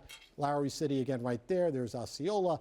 And again, that circulation for northern reaches of St. Clair County is heading through St. Clair County. So again, about 10 miles or so towards the west of Highway 13. 10 miles or so towards the west of Highway 13, where we do have a circulation that we're watching for St. Clair County. For Bates County, the circulation that we're watching is right there. You can kind of see it just towards the east of State Highway V. Here's A Street, there's State Route A. And here's County Road, what is that, 550R. So it's east of V, pretty much near or just south of A Street, and heading right into the Lone Oak area. Lone Oak is right there. There's our circulation that we're worried about as it continues to move off towards the east-northeast. Radar indicated, I think that's important to mention, but again, we did see something, that started out as radar indicated in the Belton area or approaching Belton, and that turned into a thing. So let's pay attention to that as it continues to move off towards the east-northeast. Getting reports of power lines down now by a passerby at A Highway and M Highway between Lowry City and Appleton City. So power lines are down between A Highway and M Highway between Lowry City and Appleton City. So again, for you folks in St. Clair County, take that tornado warning seriously as it moves off towards the east. Again, that is for St. Clair County. The tornado warning continues in effect for Bates County as well. Again, radar indicated. Let's see, that would be a circulation that is capable of producing a tornado near the Rich Hill area moving towards the east at around 55 miles an hour. So again, this would be near the Rich Hill area, just towards the north and west of Rich Hill, just barely. There's Rich Hill right there. So it would be probably right about there, maybe something else trying to form there. But in this general area here is where we could have one of those quick little spin-ups try to develop and move towards Rich Hill and perhaps even near the Lone Oak area as well. I'm also wondering about that activity that's right up here towards Lone Oak, and then we'll keep an eye on this activity down here towards Rich Hill. So for Bates County in particular, a couple of circulations that we're watching as they both move off towards the east. So again, just kind of a little quick track for you on these guys. Appleton City, where we've already gotten some reports of wind damage south of Appleton City, Lone Oak, Rich Hill, Hudson, be in your safe spot just to be on the safe side. This storm will be producing at least some gusty winds near 52 Highway and towards the north of the county line. We'll see whether or not it holds together as it moves towards Hudson. Rich Hill, Appleton City by 6:51, and perhaps Montrose by about 6:53 or so, all in the path of this potential area of rotation being indicated by radar that's coming out of Bates County. So Bates County and St. Clair County are the two areas that we're most concerned about. New severe thunderstorm warnings have been issued just a little bit further up towards the north. That would include parts of Cass County, Johnson County on the Missouri side. That would be for this cluster of thunderstorms coming out of the Garden City area. So that's another area of potentially 60-mile-an-hour winds, maybe some quarter-inch hail, maybe. The hail reports, though, have been few and far between over the last while. I haven't really seen much in the way of some large hail reports at all, really, for the last several hours or so. Again, for Bates County in particular, we continue to watch what's going on for you near Lone Oak, down towards the Rich Hill area, one or possibly two circulations right near Highway 40, Interstate 49. Those are moving towards that 52 highway corridor between Lone Oak and Appleton City, down towards Rock Hill and into Rich Hill. So that's the quadrant that we're looking for a possible touchdown. Again, nothing confirmed at this point, just radar indicated for what's going on down there. Emergency management down in Rich Hill is reporting rotation and some lowering of that rotation just towards the northwest of Rich Hill. So that would be, again, in that area that we've been kind of focusing our attention on, roughly between Rich Hill and Lone Oak. That's an area that, again, I want all of you to be in your safe spot. So all of you in the central portion of Bates County, down 49 between Lone Oak and Rich Hill, be in your safe spot and be in your safe spot right now. St. Clair County we go, Lowry City, down towards the west of Osceola, continue to have that tornado warning in effect. That's moving off towards the east as well. No reports of touchdowns with that at this point. Again, radar indicated rotation. Spotters are out in Lowry City and in Appleton City, so they're keeping an eye on things. But as I mentioned, we do have power lines down between Lowry City and Appleton City. So again, there has been some damage down towards the south regarding power lines at the very least. Bigger picture of things, just very briefly, the worst of the weather is over for the metro. We're still getting some rain, some rumbles of thunder But for the Kansas City metropolitan area, the worst of the weather is done, which is good news. These thunderstorms that are further off towards the east of Kansas City, they do seem to be weakening quite a bit. So while there might be still a couple of severe thunderstorm warnings in effect off towards the east of Saline County and into north central portions of Missouri, those storms have weakened significantly over the last about hour or so. The main concern, again, is down here towards Bates County and also down towards the St. Clair County area with these radar indicated areas of rotation that are moving towards the east. Let's check in now with meteorologist Karli Ritter. Karli. All right, Joe, we're keeping an eye on things, and they are kind of updating some of our watches and warnings as they're coming in. And right now it does appear that they're going to continue that tornado warning for Bates County, the one that you were just updating us on, the one that I have behind me here. The worst of the weather, and if there were to be something that's rotating or potentially rotating, would be just outside of Rich Hill, right on top of Interstate 49. And this is the extreme south side of our viewing area. Then if you travel up towards Lone Oak, the worst of the weather moving on top of you, and that leading edge of the strongest storms pushing through Butler now and will continue to ride its way across the Interstate 49 corridor. I am seeing some reports outside of that the rest of the region doing okay. I do want to set the scene because I do want to kind of recap where we're at from a watches and warnings standpoint. A tornado watch does continue now until 9 p.m. for all the counties shaded in orange, and the only metro county included in that is Jackson County, although as Joe just mentioned, the threats for severe weather going down dramatically now for the majority of our viewing area. And besides the tornado warnings down to our south, we have a couple of severe thunderstorm warnings on the extreme north and eastern sides of our viewing area, but our focus right now is going to be down towards Bates County, Henry County, and to some effect St. Clair County, although that's not technically in our viewing area. So I want to focus in on the radar for areas down towards Bates and Henry County, where they did just update that severe thunderstorm warning now for portions of Henry County, and I'm trying to see where that is right here on that. Okay, that goes until 7:15. Oh no, I'm sorry, that's for the other northern one. So this tornado warning goes until 6:45. So we have another 10 minutes on that, and that does include for those of you in Bates County. I'm gonna go ahead and zoom in because it is that little leading edge that has the most concern, and where we did see that little notch in that little area that potentially could have a little quick rotation with it just outside of Rich Hill, just to the east of Interstate 49. Also, this entire leading edge where we have some very strong winds, very heavy downpours. There could be at any given time a quick little spin up, very similar to what we saw in Belton earlier this evening, and this is going to continue racing off to the east. It will be moving through portions of St. Clair as well as Henry County. Henry County did get put under that severe thunderstorm warning as well, and we'll continue to track this entire line as it goes off to the east at a fairly rapid rate. But the bigger story, I think, is going to be we're transitioning to a very heavy rain event, with a lot of locations down in this vicinity getting inundated with heavy rain, where we've already seen a lot of heavy rain. And it's not just there that's got the heavy rain. We also had a ton of rain earlier in portions of the metro where we had some water rescues reported, some highways covered with water, and we're still seeing flash flood warnings. These go until 9 o'clock this evening, so we still have another 2.5 hours before we can expire these warnings in this location. So just to recap, we still have those warnings down to our south.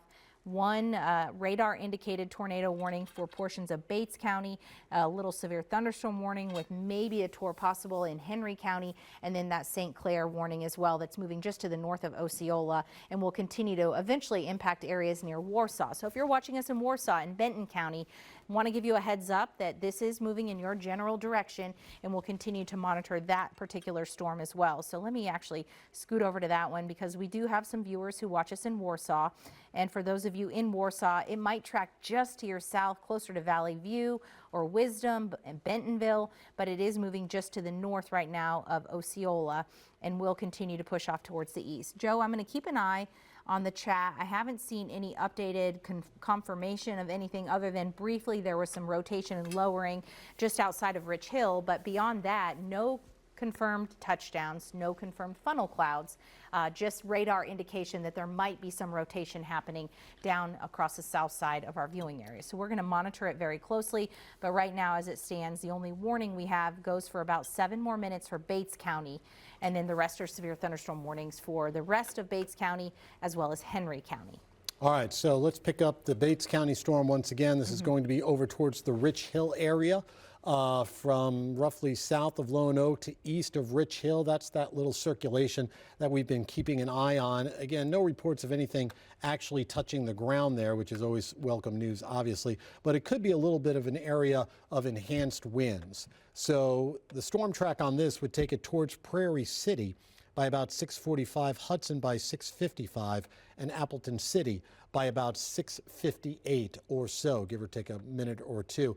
The rotation seems to be very broad in nature. Perhaps it's weakening to some extent, but again, along the leading edge, we may see some very strong winds of perhaps roughly 60 miles an hour, maybe even a little bit stronger than that. In all honesty, as we've been tracking the severe weather reports, we had that big bow echo coming out of the Franklin County area with 70, maybe 80 mile an hour winds connected to that moving through Miami County. Then we had the tornado in Belton that briefly touched down, did some damage in the Belton area to one of the subdivisions there. We'll have more on that tonight after the football game. But the storms so far have more or less done what we kind of thought they would do. The one exception might be maybe a lack of some of the larger hail around the Kansas City area. They produced the flooding rains, they produced the strong wind gusts in some cases, especially on the south side of the area, and they've produced these little quick spin-ups, and that was also a concern as well. The storm in St. Clair County, that's still a severe, or a tornado warning down towards the St. Clair County area. That's going to go roughly, again, until about 6:45, close to 7 o'clock, down towards the St. Clair, Lowry City area. So for those of you in St. Clair County, again, I just want you to be paying attention to that tornado warning. That goes until 7 o'clock for areas now east of Lowry City. This would be east of Lowry City, getting ready to move into the southern portion of Benton County, That would be south probably of Warsaw, heading towards Iconium, Bentonville, Valley View, Cold Springs, and Edmondson by about 7:12. I do want to give you folks down in St. Clair County an alert that once the warning for Bates County comes to an end, we'll be transitioning our coverage over to WDAF Plus, our streaming channel, which you could go ahead and download right now on Roku, Apple TV, Fire TV, Samsung TVs, all have access to that, and we'll keep our stream up as well on fox4kc.com, our website here at the station, to continue to provide some coverage for not only St. Clair County, but potentially Benton County as well, depending on whether or not they decide to extend that warning into the Benton County area. So again, that would be for that one warning down towards St. Clair County in particular. The tornado warning that's in effect for Bates County will continue through about 7 o'clock, or 6:45, so that's for about another 3-ish minutes. Not sure if they're going to extend that or not. We'll kind of see what they want to do here. So far, no reports of anything coming down in the Benton, in the Bates County area. So again, that would be for Bates County. So far, so good. Radar. They did extend it? Yeah. Okay. All right, so they've extended the Bates County warning. No. Into Benton County. Oh, into Benton County. Okay, thank you. So they've extended the St. Clair County warning into Benton County. That would include Warsaw. That's going to get you up to near Lincoln. So that tornado warning now till 7:30 for Benton County. Tornado warning for Benton County until 7:30. It's mostly the southern portion of Benton County, central and southern portions of Benton County. That would be pretty much right down 65 Highway. That would include the city of Warsaw associated with that little couplet that's coming out of St. Clair County, heading towards Valley View. That'll be moving towards Valley View by about 6:54, Warsaw by 6:58, and Edmondson by about 7:11. So again, this is now a circulation that is east of Highway 13, east of Lowry City, and this is heading towards the Warsaw vicinity and maybe Edmondson if it holds together. It's been doing okay on its own here for about the last 15 minutes or so down towards St. Clair County. So it's coming out of St. Clair County and it's moving into Benton County. Again, this is going to be near and just towards the north and west of Iconium.